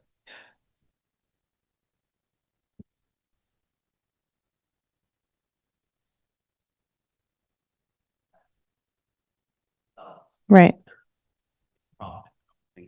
The goal of our housing should be to obtain a profit for someone else, especially when they're not even within the town itself. Okay, so how about I say encourage ownership, local ownership of housing, of residential housing.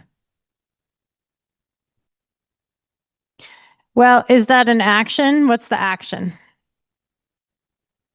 We're going to limit short-term rental. Yes. Limit short-term rental. Yeah, that's Okay. Limit short-term rental. Okay, you guys, this is a really great list.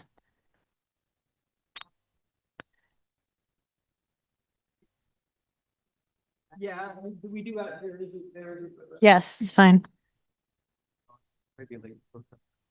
So I can't remember right off the top of my head, but it's so many days a year you can rent. Just to follow up on that, a number of the things we were talking about, such as derelict housing, short-term rentals, et cetera, there's an enforcement component here that needs to be addressed. And I can tell you the select board is looking at a raft of ordinances, animal control, traffic, parking, zoning, et cetera, where we are not in a good place. We had an issue up on the Bean Road that lingered for 4 to 5 years. The judge basically said, hey, Plainfield, get your act together and get a municipal ticketing system in place, which many towns have been doing. And we're consulting on that with the League of Cities and Towns at the moment. This is a big lift. It's a lot of detail, particularly when you get into zoning. I've been telling the story that we have in the zoning ordinance now if you have a sign that is a square inch bigger than what it says, you can get fined $25, which is less than the minimum charge that the Municipal Traffic Bureau charges a town for processing the complaint. At the other end of the spectrum, if you build a house without a permit, you can get charged $25. So we do need to address that. So.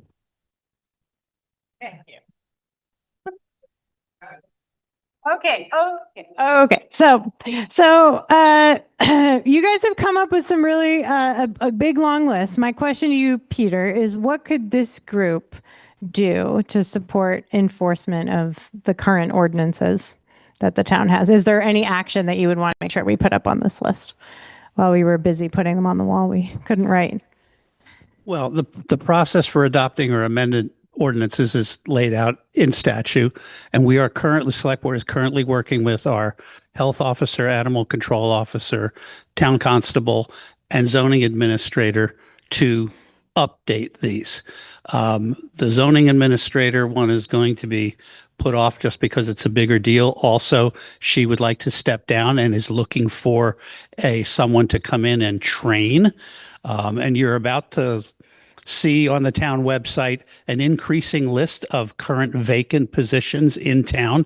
There's lots of good ideas here, but we currently have current assignments that are missing people. So this is all going to take all of us to step up and carry a bit of load here. But specifically on the ordinances, once we have the ordinances, they will be proposed to the Select Board. Please come and weigh in on those. The Select Board can adopt them. They will be warned in the newspaper and whatnot. If you don't like them, you can get a petition up and then a vote, but there is not a public hearing and vote requirement. That is something that the Select Board can do. So please watch for those.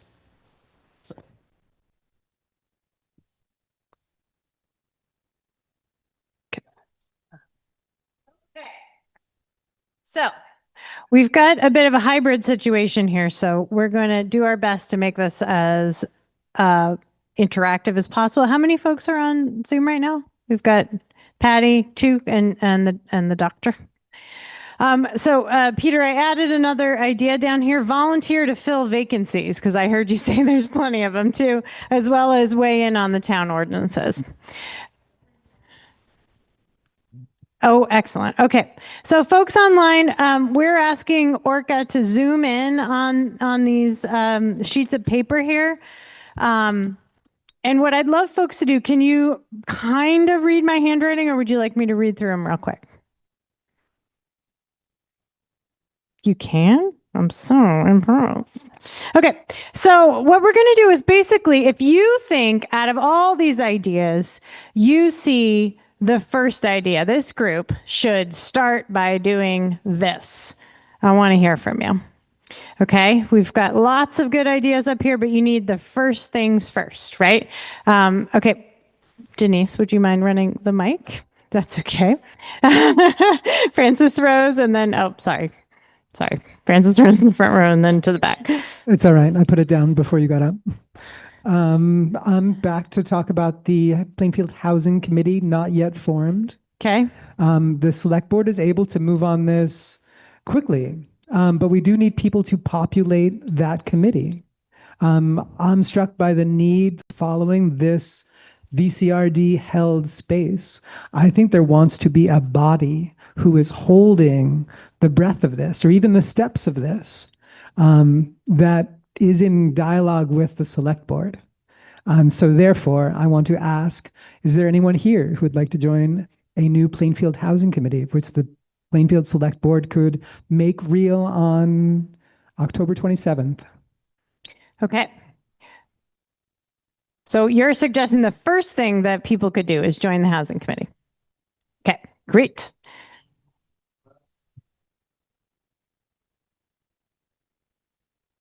We want to have that. I think that, not that I don't want to hear it, but we are behind, like way behind in our agenda here. So let's hear from a couple of folks and then we'll see where we land. If that ends up being one of the first 5 things, then we'll hear from you. Okay, Francis Rose?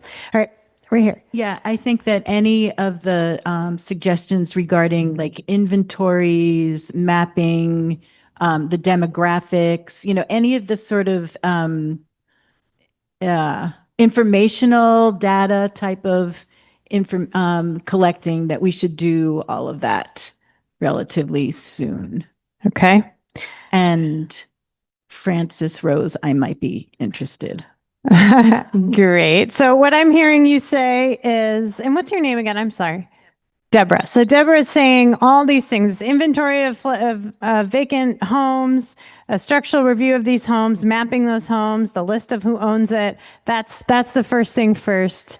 Demographics of our community, Okay. Oh, demographics. Anything that has to, that's data collection that can be done relatively easily.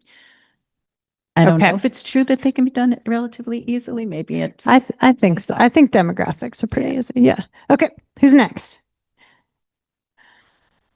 I think the targets, like what are not just the mandate of the committee, but also like what's the right size that we're going for, and having some kind of process that comes through. I think particularly with direction from the select board, but also additional public input so that there is some clarity on what we're shooting for. Okay. So out of all these, Arian, which one do you think encapsulates that? Maybe. Yep. And is that is the housing needs assessment? There's just a bunch that are kind of really similar. So there's the housing needs assessment, and then there was, Yeah, there was one of them that was target number of houses. Yep.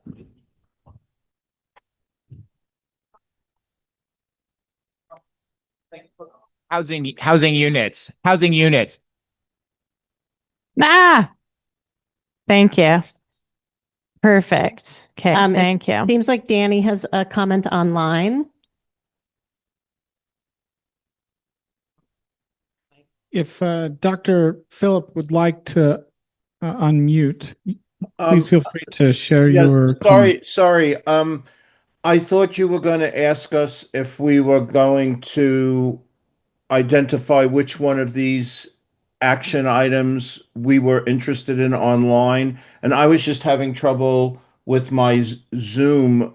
I only have React. I don't have the raised hand. So no worries. yeah, so that was where that was. Sorry, I don't mean to interrupt this. I just wanted to attempt to participate. We'd love to have you participate in what I'm asking the room, and it might be hard to see, so we had asked the camera person to zoom in on these sheets. When he zoomed in, it was great. I could see it, but now I can't see it at all. Now you can't see it. Yeah, So but that's okay. You gotta do this. Yeah, it's no problem. Thanks. Yeah. So the question that you or anybody is welcome to answer is, what do we start with out of all these ideas? Where do you start? And we've got some great suggestions here that I'm starring. Okay.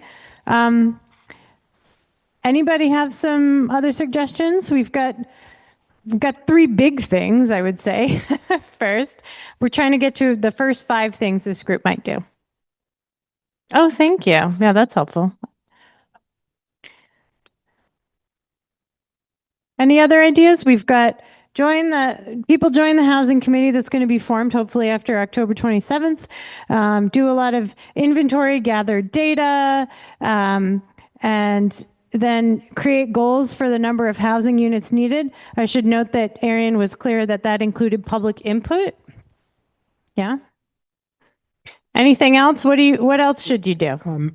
I think there's likely needs to be more than one committee, that it's not just a housing committee, that there's certain of these things that are a certain one kind of action, and there's certain of them that are another kind of action. And it might be good to separate them, because if there's one housing committee, this is too much for that housing committee. So I would encourage figuring out some way to have multiple committees if there's enough people that want to do it. Okay, so I'm hearing you suggest that you should look at all these ideas and figure out what the housing committee might do versus what's left, and figure out what other groups might be needed to do that. Yeah. Consider I'm not going to say that administrative is not action, but directly related to housing, and some of them are more related to the concepts of how much and where and, well, yeah, I'd say population, all that stuff. I think in a way is a separate discussion from what about this dilapidated building. Sure.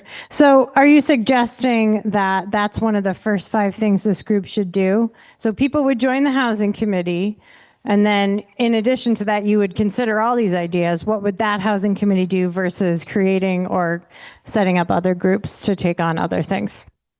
At least 2 committees. Okay. And one would be to look directly at housing, the things that are on that list, whether they're working on figuring out how to deal with dilapidated housing, assessing the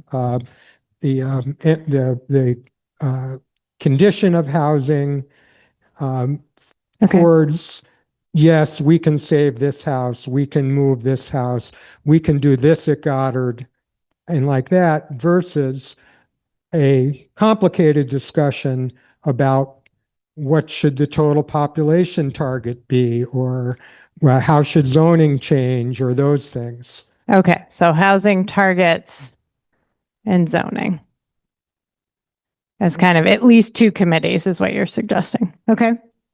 And again, I've added it to the list as an idea. Are you saying that would have to happen first? Okay.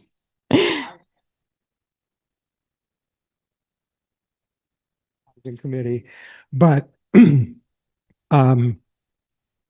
the start of that is going to be, well, we need to figure out what we want the population of Plainfield to be, that to me is a whole nother conversation that I'm interested in, but I'm more interested in what about this house? What about that house? What about this parcel? That parcel. So I think it feels important for people to understand what the housing committee is, or for the housing committee to establish its own mission, right? And then to see what else, right? What other group you might need to establish, right?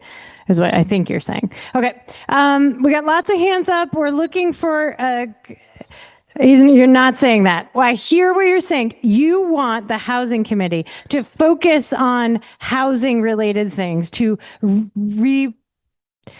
that there's a whole bunch of other things that are more about setting targets for the population that you don't think the housing committee of the select board that they might establish should do.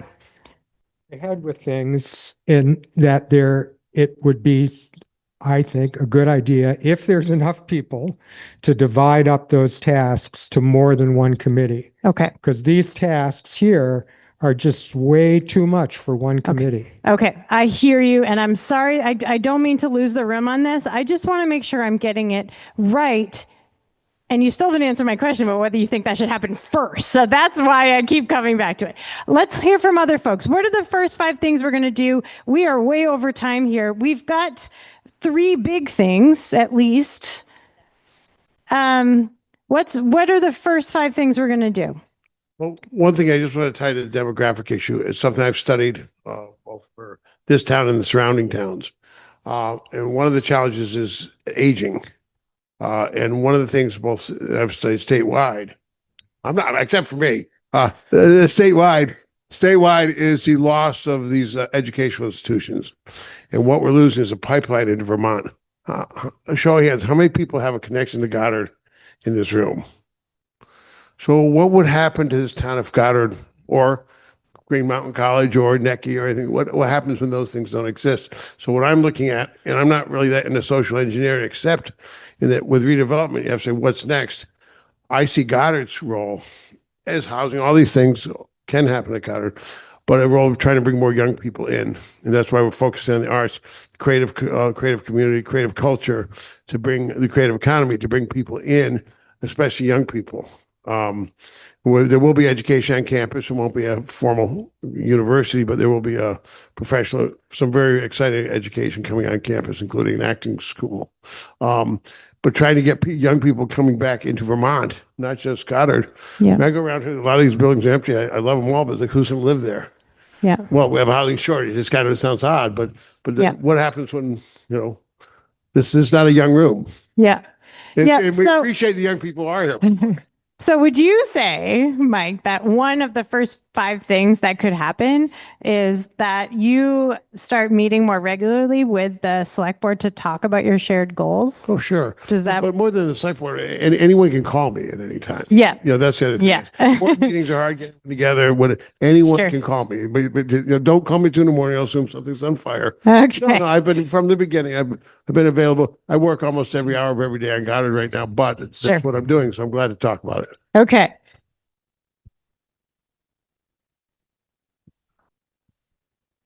Yep. Mike joins the housing committee there. Okay.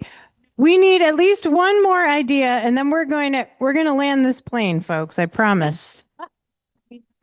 What I was going to say that we should start talking to Goddard and have a conversation. So there you go. Perfect. Excellent. All right. So we've got a bunch of ideas up here. I'm using the green marker. Thank you, Erica. That people have suggested as might be the first 5 things that this group does. I'm going to read them. They're not in order yet, right? But here are the first 5 things. People join the housing committee. Maybe you consider what the housing committee would do versus what other committee or committees you might need to form to take on additional work. You got a whole bunch of inventories, which some of which has been already done. Thank you to folks who've already worked on it. Mapping, getting data on the demographics, et cetera, et cetera. List of owners, who owns it. And then you've also got this idea of creating goals for the number of housing units needed. That includes public input and talking more frequently with the creative campus. So Is it 4? no, there's 5. 1, 2, 3, 4, 5. Yes, I can. Oh, I, 5. I'm sorry. I can count. Okay. That's okay. So do those feel like the first 5 things that make sense here? I'm seeing a thumbs up from Arian. Other folks? Anything missing, Peter? I wanted to comment on the formation of the housing committee. We have a model currently with the East Village Expansion Advisory Committee where a charge to the committee was written up, a mission statement. It identified a number of tasks. It identified a number of goals. It put some value statements into it. And the assumption was that there would be a central committee with multiple task forces. And those task forces went off and met on discrete items. And I can see the same model here. I've had a little sidebar conversation going with Will here about some of the zoning related stuff here. We have a planning commission who's responsible for zoning. So maybe, So maybe there's a subgroup of the housing committee whose charge is to connect with the existing structure that is charged with zoning to make sure that the new zoning, the new town plan is consistent with the goals that come out of here. I can see, once VCRD works its magic and boils this down, that we literally come up with a charge to this housing committee out of this discussion. Okay. Great. Thanks, Peter. Oh, yep. Would you bring the mic to her? Absolutely. Will says he needs planning commission members. I will say it on the microphone.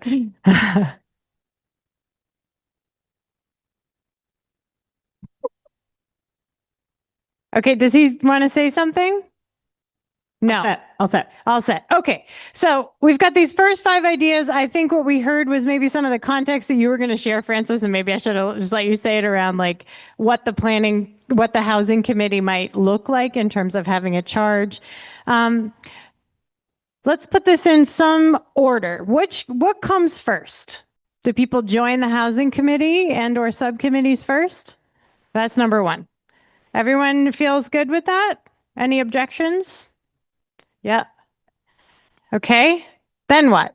Arian.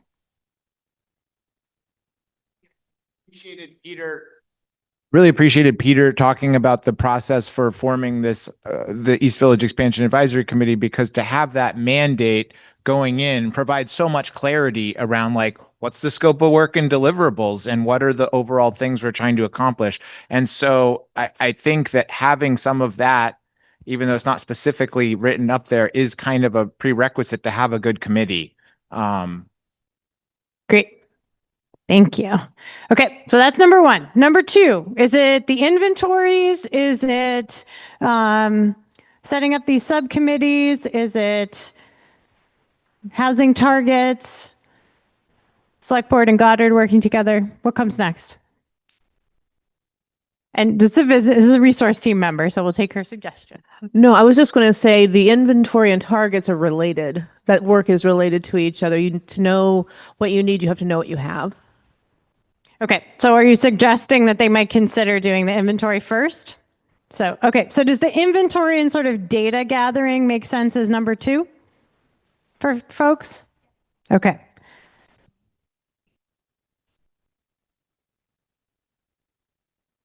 And planning commission. Yeah, I heard a number of town vacancies are calling for you all. Oh man. Okay, so number 2 will be inventory, gathering data, etc. Yes, Michael. So I brought up the Goddard and Select Board meeting, but that's an umbrella. That's talking about what's going to come from that. That's what this is about. It's not about them meeting. It's about the things, the potential that's at Goddard, and that is a very important issue. Okay, so do you think that would come next as number 3?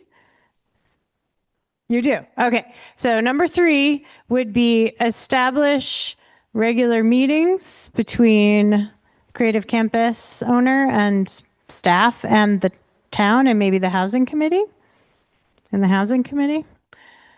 And what you're saying is, and take action together and sort of collaborate and take action together.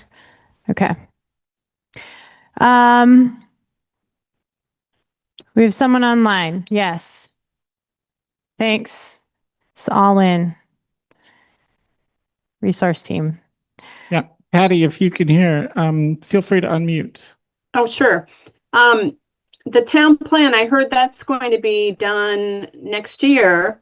If that's planning commission responsibility, that is a vision for the town going forward. So that effort is huge and does include housing targets and goals. So I would encourage a big effort on that, to not just update it, but to dig in. Sure. Okay, so what I'm hearing is maybe a suggestion that creating goals for number of housing units needed, including public input, could be done through the town plan process. Does that make sense to add as the next step for this group? Only if there's more people on the, well, we put it up there. That's the first thing. You got to join. Okay. So what I'm asking for, though, is number 4, creating those goals with public input through the town plan. Is that a good next one to do? Well, I just want to say, it seems to me that someone said we have to consider what we have and what we need, and those are kind of in tandem. So I feel like getting an inventory of what we have, and then this last thing you just said really should be happening together first. See, after the committee. So what I think what you're saying is 2 and 3 kind of go hand in hand, but maybe the inventories first and then that establishing the goals, you know what you have, and then that would help you inform what you might need. Does that make sense? Okay. So 2 and 4. Yes. So I think what you're saying is, sorry, I can't read from that far away. That's how bad my eyes are. So I think what we're saying is switch 3 and 4. Right after 2, you want to do. Yeah. More merge 2 and 4. Okay, we will merge them. That's fine. All right, Peter, and this we got to get through this because we haven't heard from our resource team yet.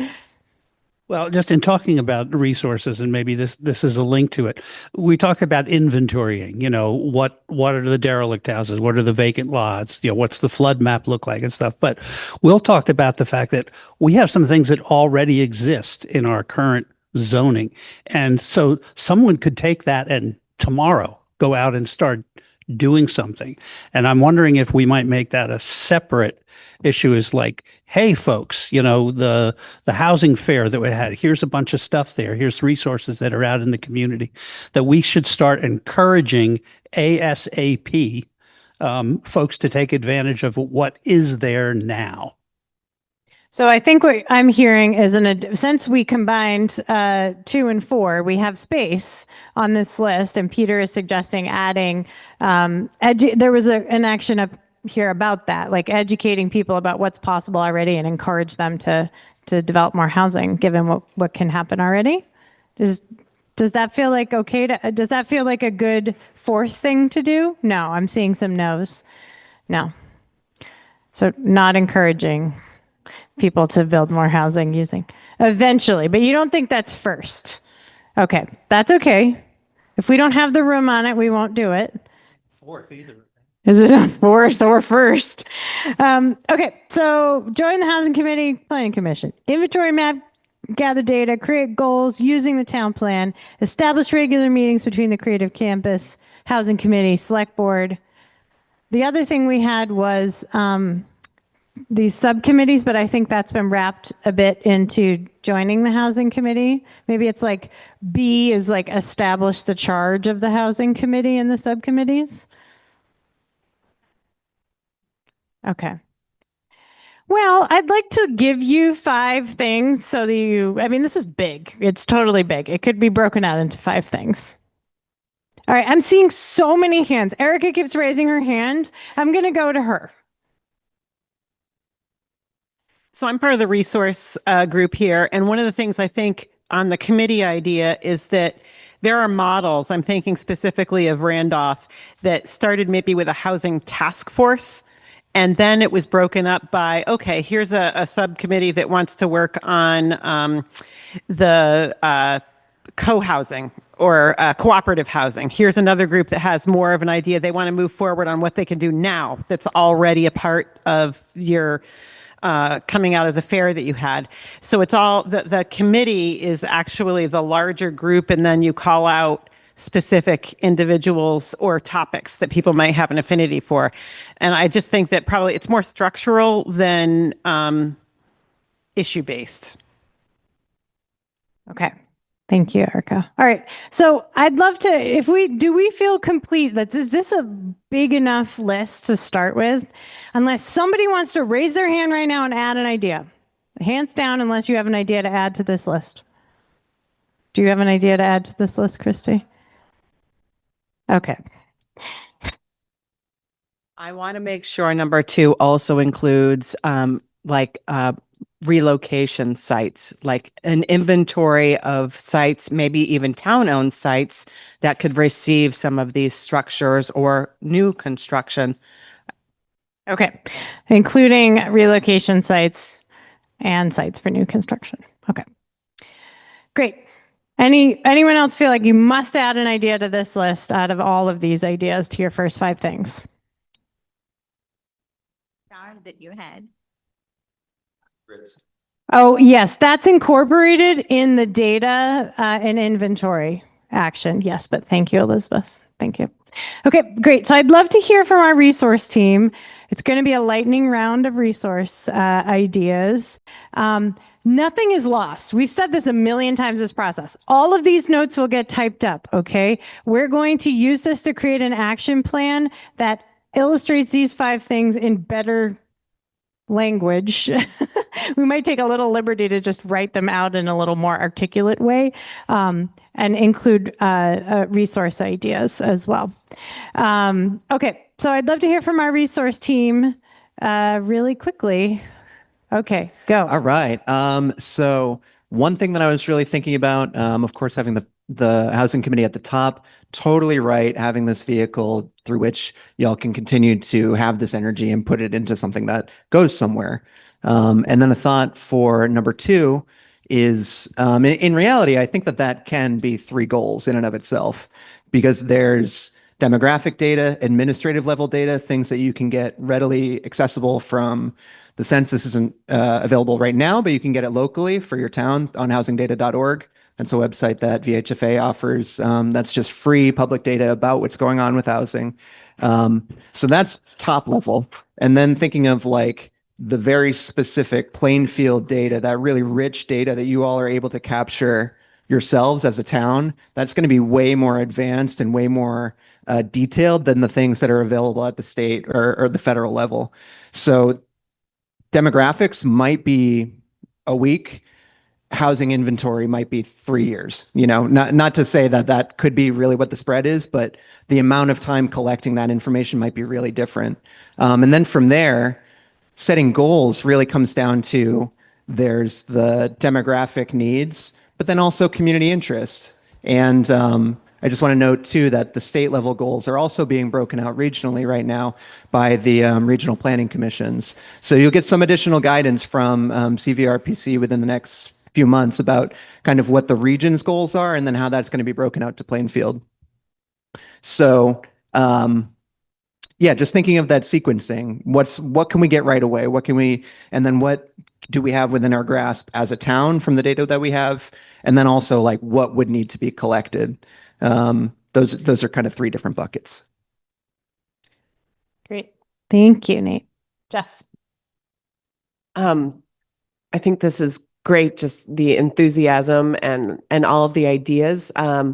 What comes to mind here is I feel like all of the things on the list, doing inventories, getting community feedback, it's all ways to get community buy-in as well. And I feel like that's a really important part of this whole process, is making sure that as many people in the community are brought into the conversation and are brought along in the development of this work.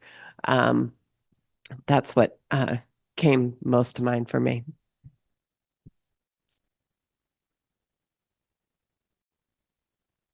Jess. Great.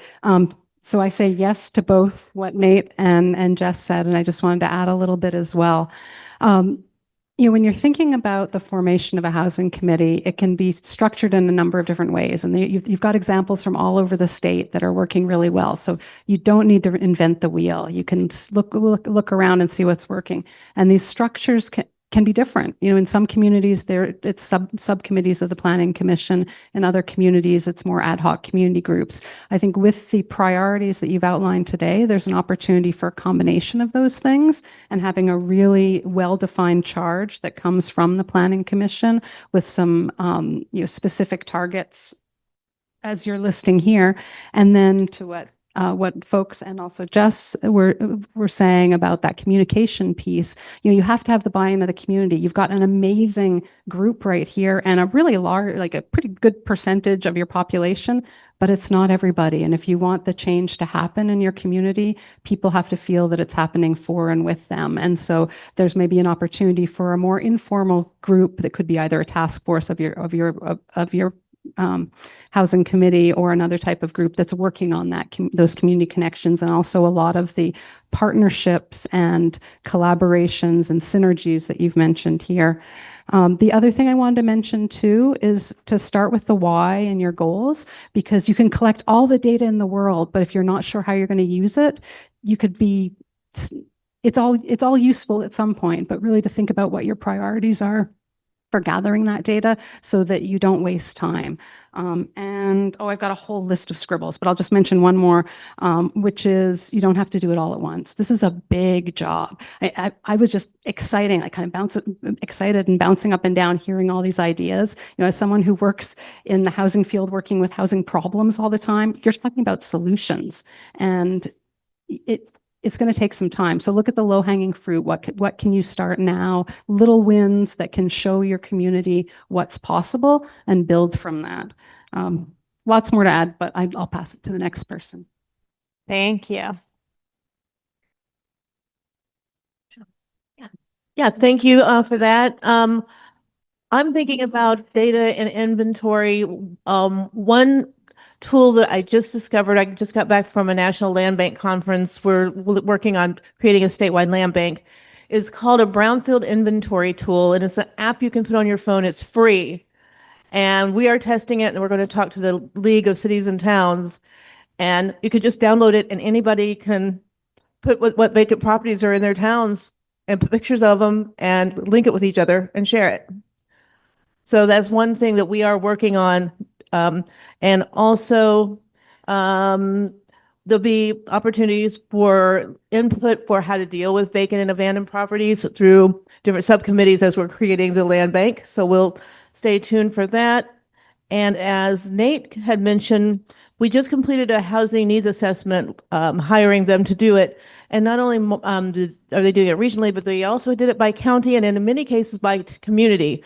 So you can go to our website or housingdata.org, and you might have a lot of that information at your fingertips because it was just published within 6 months ago. So, of course. Land Bank is a quasi-governmental organization that can help hold vacant and abandoned properties. It can be residential, it could be commercial, it can be recreational. They can help small communities who don't have capacity with redevelopment. So you've got towns that don't have professional staff. They can provide the help to do the development. They can hold property for folks who are planning and need time to put their financing together. They can help with flood recovery. So there's a whole host of things that a land bank can do. We have the feasibility study that we put together on our website at accd.org or .gov, and we are currently working on the tactical plan legislation to create one. So it's very exciting. Thank you. You want to go? Here. You know, go. You're. Okay, we've got about 3 more minutes, resource Very team. fast. Land banking, I'm very excited to hear about that. I just went to a training at the Brownfields National Conference about that. So Eli Tui from CVRPC. I just wanted to call out a few things. One is that there's a process to look at housing targets already happening through your regional planning commission. We're currently in the future land use mapping phase of that. And then out of that will come housing targets for all the towns in our region. That's a reciprocal process by the end of the year. It's a reciprocal process, so please engage in that process so that we're hearing from you what your housing targets are. There's a great publication that I think ACCD does that's a community housing needs assessment. It's a booklet, and it helps you kind of like walk through how to do a community housing needs assessment. And then I got to put a plug for the VHIP program. The applications are open now through Downstreet. VHIP is the Vermont Housing Improvement Program. So it's how to bring new units on housing units. It's I think it's a 20% match that you have to come up with for a up to $50,000 forgivable loan. And then it is for certain, there's 2 different tracks, people exiting homelessness or at below fair market rate. And then brownfields, please lean on us for brownfields for any vacant buildings. If they're vacant because they are contaminated sites, if there's sites or buildings, we have some new funding for that through some EPA grants. And then just lean on CVRPC. We have transportation planners, we have housing adjacent infrastructure planners, we have people who do mapping. So as you're doing your housing committee, you can lean on us for some of those inventories. Thanks, Eli. So I want to talk about an opportunity that just is very timely, and it's the CHIP program. And you might be familiar with it, just passed through the legislature this year, and it's the Community Housing and Infrastructure Program. And it's basically we're ready to take applications in January, but this is basically a tax increment financing tool that will allow small communities to basically create housing. There's a lot of different criteria that I can't really, don't want to get into too much detail here because it's pretty quick, but you can contact us at accd.vermont.gov, or you can even email accd.chip@vermont.gov. That's their new email. Hopefully we'll answer all your questions. But it would go on the website and look. There's a lot of details here, but this is very timely what you're trying to do. That's exactly what. There's up to $2 billion available through the state. And basically, you can have tax increment financing for the next 20 years, invest in your community, create this housing. And I do want to say that you are above many other towns that you actually have an existing water and sewer in a small town like this is a bonus for you. I mean, it sounds like you can actually create some housing here without hitting capacity. Someone was pretty smart back in the day to get that going. So. Also, Northern Border Regional Commission, which is run by a resident right here, Plainfield, Christy Farnham, as the program manager, as she is with the state brownfields. We give everything to Christy. So, but that next round's coming up for the Catalyst program is in February, March. It's definitely worth looking at, as this municipality can apply for, and I believe there's even planning in that now, right, Christy? So that's something to look into, and you can get a hold of Christy.Farnham@vermont.gov, and she can answer all your questions. So anything else? Here we go. I'm going to go with. So I am, while I'm GMEDC, which is not your Regional Development Corporation, I'm going to give a shout out for your Regional Development Corporation, which is Central Vermont Economic Development Corporation. So they work hand in hand with your RPC here that can help you connect with some of the resources that Tim is sharing and Judy sharing. And on that note, as an RDC, I would suggest network. Those two regional commissions tie you into networks across the state of all of the other commissions that operate. And all of us have projects like the ones that you are going to be considering. And from that, you can access resources, people who are already answering some of the questions that you're encountering, challenges that they've faced, opportunities that they've discovered. And one of the things that you'll find is that you're not going to get one resource that's going to fund your project. Your capital stack is going to be extensive, and they're only getting longer right now. And so what it is these networking opportunities help you to build out maybe more of those resources that you can add into your capital stack.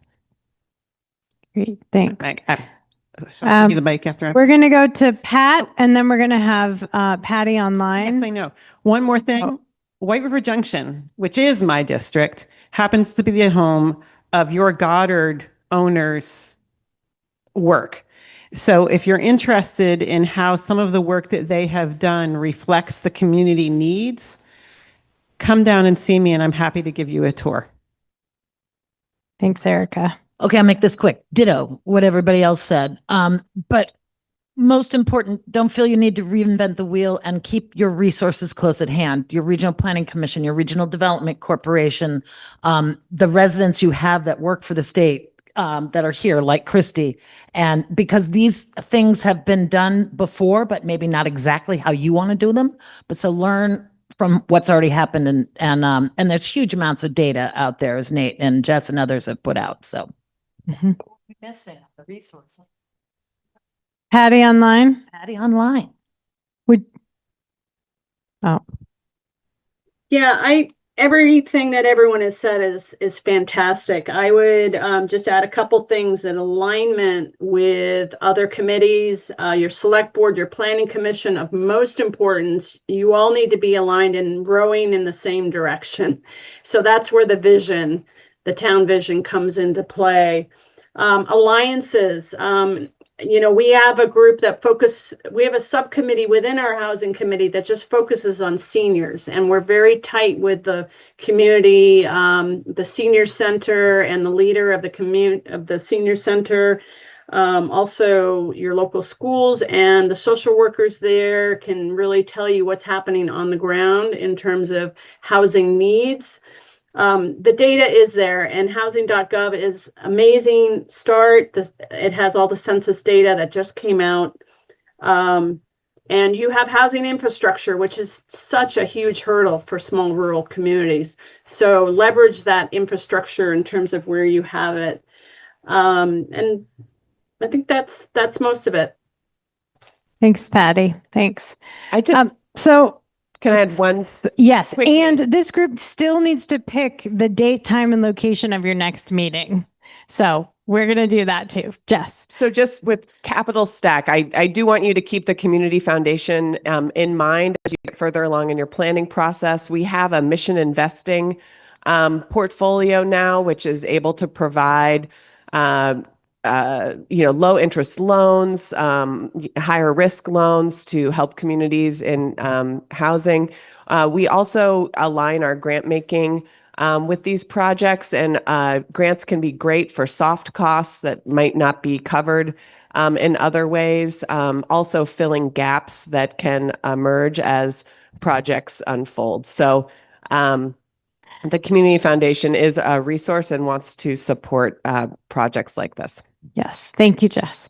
Okay, great. I know there's more to add here, but this group, our housing strategy group, needs to pick the date, time, and location of your next meeting. So right now it is Thursday, October 16th. You all managed to get here at 5 o'clock, 5:30. So I just want to name that.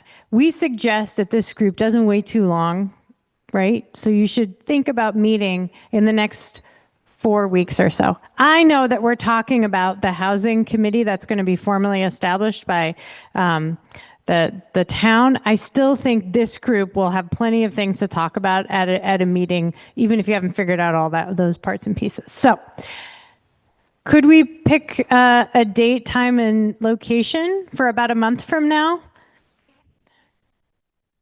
I bet you could figure out how to have it here. Yeah, we could have it here. You could have it at the Opera House. Chris is here. If it was a month from now, could they have the meeting here? Yes. Chris says yes. Okay, so would you like to have the meeting here? Do you want to have it at the Opera House? Either way is fine. Or somewhere else in town, the library, the school, those are all places that people have meetings like this. So do folks think they could make it on Thursday, 1 month from now? Is it the 13th? November.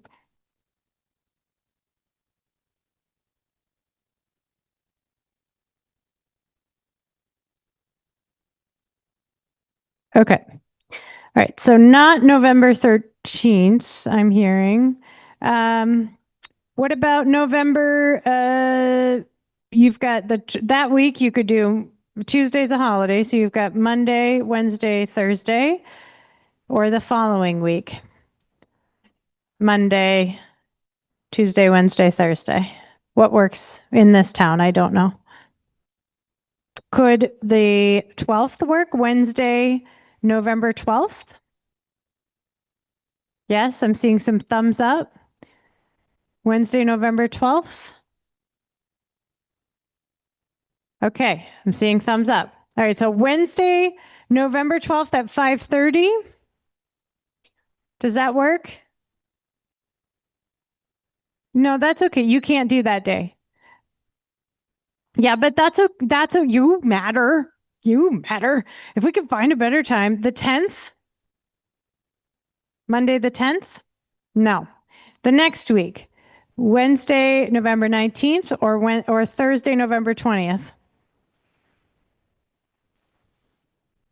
Either one? How about you, Deborah? Thursday, November 20th? Does that work for folks? Thursday, November 20th, 5:30 p.m. here at the Creative Campus, or would you like to meet somewhere else? Here? I'm hearing no. It's for the housing strategy group. For the housing strategy group. Okay, well, I'm going to say yes, Chris. Thursday, November 20th at 5:30. Could that work? Okay, so here, maybe in the media room, so it's a little smaller, or either here. Okay, so we'll be at the Creative Campus, and we're going to follow up with you. We'll send this out to you. Okay, no worries. So you're going to start working on these actions you just identified. You just made the first agenda for your meeting right there. So good job. Okay, thanks everybody. Great work. That was hard. You did it. All right, Laura, you're here. Hi. You want to report out first? Sure. Okay, can you hold that? I think a lot of our members are still talking. They're so energized. So I want to report back to you all the top 6.5-ish things that they are going to work on. So they already have a network that's been coming together around resilience in Plainfield. So building upon that effort, they were coming to this meeting today and then going to reach back out to determine the next meeting that works for all, including additional people that joined this evening. So that's their next meeting date. If you're a part of it, want to be a part of it, either sign up back on the VCRD website, or we can get you in touch with folks to make sure when you're on that list. But the things they're going to do first is gather funds to seed and fund the people that are doing this work. That was a big priority. And then they want to organize that core set of folks and their skills. They want to generate communication that's really accessible and gather a resource page so that also is accessible, but that it's shared out with the broader public. Some of the smaller pieces, but they also thought was great to build momentum upon, was fiscal sponsorship for the community meal and farmers market. And then big things, but assessment of existing resources and organizations in town and start to build that out. So those are the next steps for them. They were also, anyone is invited to the Marshfield Resilience Hub next meeting. They say they have a lot of fun. It's really low key. It's not structured like a VCRD process, but they come together at 6 p.m. and the next one is on Monday. So they invited anyone who's interested to that. Thank you. Okay, great. Well, the Creative Housing Strategy Group, you guys did an amazing amount of work tonight. The first thing that they are going to start with is the town is establishing a housing committee imminently. So they want people to join that housing committee and the planning commission because they need people as well. Part B there is establishing the goals for the housing commission and any subcommittees of that group. So a charge that includes what that group's going to work on. 2, there's a whole lot of ideas contained in 2, which is basically inventorying, mapping, including relocation sites, vacant sites, gathering data, and creating goals for the numbers of units that Plainfield could have for housing based upon that data and inventory, some of which has already been done. So it's not starting from scratch, so that's great. The next thing they're going to do is they're going to establish regular meetings between Creative Campus staff / the owner of the Creative Campus, the select board, and the housing committee so that they can collaboratively work on a housing strategy together. And then really there is so much in those 3 things that's where we landed because that's 3 giant things. So the next meeting is going to be, you just heard us said it, Thursday, November 20th at 5:30 p.m. up here at the Creative Campus. And I just want to say, I'll just say a couple of closing words because I'm standing up here and it's time to go. 7:33. I just want to say a big thank you to everybody who participated tonight. A huge shout out to this resource team. They're not going anywhere. They're available to you anytime you want them and need them. Their names are on the back of your agenda. You can reach on out. We're going to take all of the input from the entire process and create a report for you that will contain action plans for these two ideas, including additional ideas from this resource team. The visiting team that was here during step one has continued to pay attention to this process and will enhance these ideas as well. And like I said, we're giving you 8 mini action plans for the other ideas as well. So this will be a kind of chunky plan. And then we're not going anywhere. We're here to support the work of these committees as they get underway. So for these next meetings, we're going to make sure that everyone is invited and included, that everybody who signed up for this process knows that that these meetings are happening. Like Laura said, sign up through our website. If you know somebody who wants to join the Planning Commission, just kidding, the Housing Committee or any of these groups, make sure that they sign up so that they can get our emails and get lots and lots of information about how to get involved. And then the final thing I'll say is just, you are the people that you need to get this done. And you already know that about yourselves. I would say that in Plainfield. And you have done an incredible amount of work already, and it is noticeable across the state. People know, oh, Plainfield's been really, really working hard ever since the flooding and well before that. But I just want to say it's clear and palpable, and I have no doubt that all of these big things that you said you're going to do are going to get done and then some. And I want to really thank you from the bottom of my heart for inviting us into your community and letting us spend some time with you. And I hope that we stay in touch for a long, long time. Okay. Thanks, everybody online in the room. Have a great night.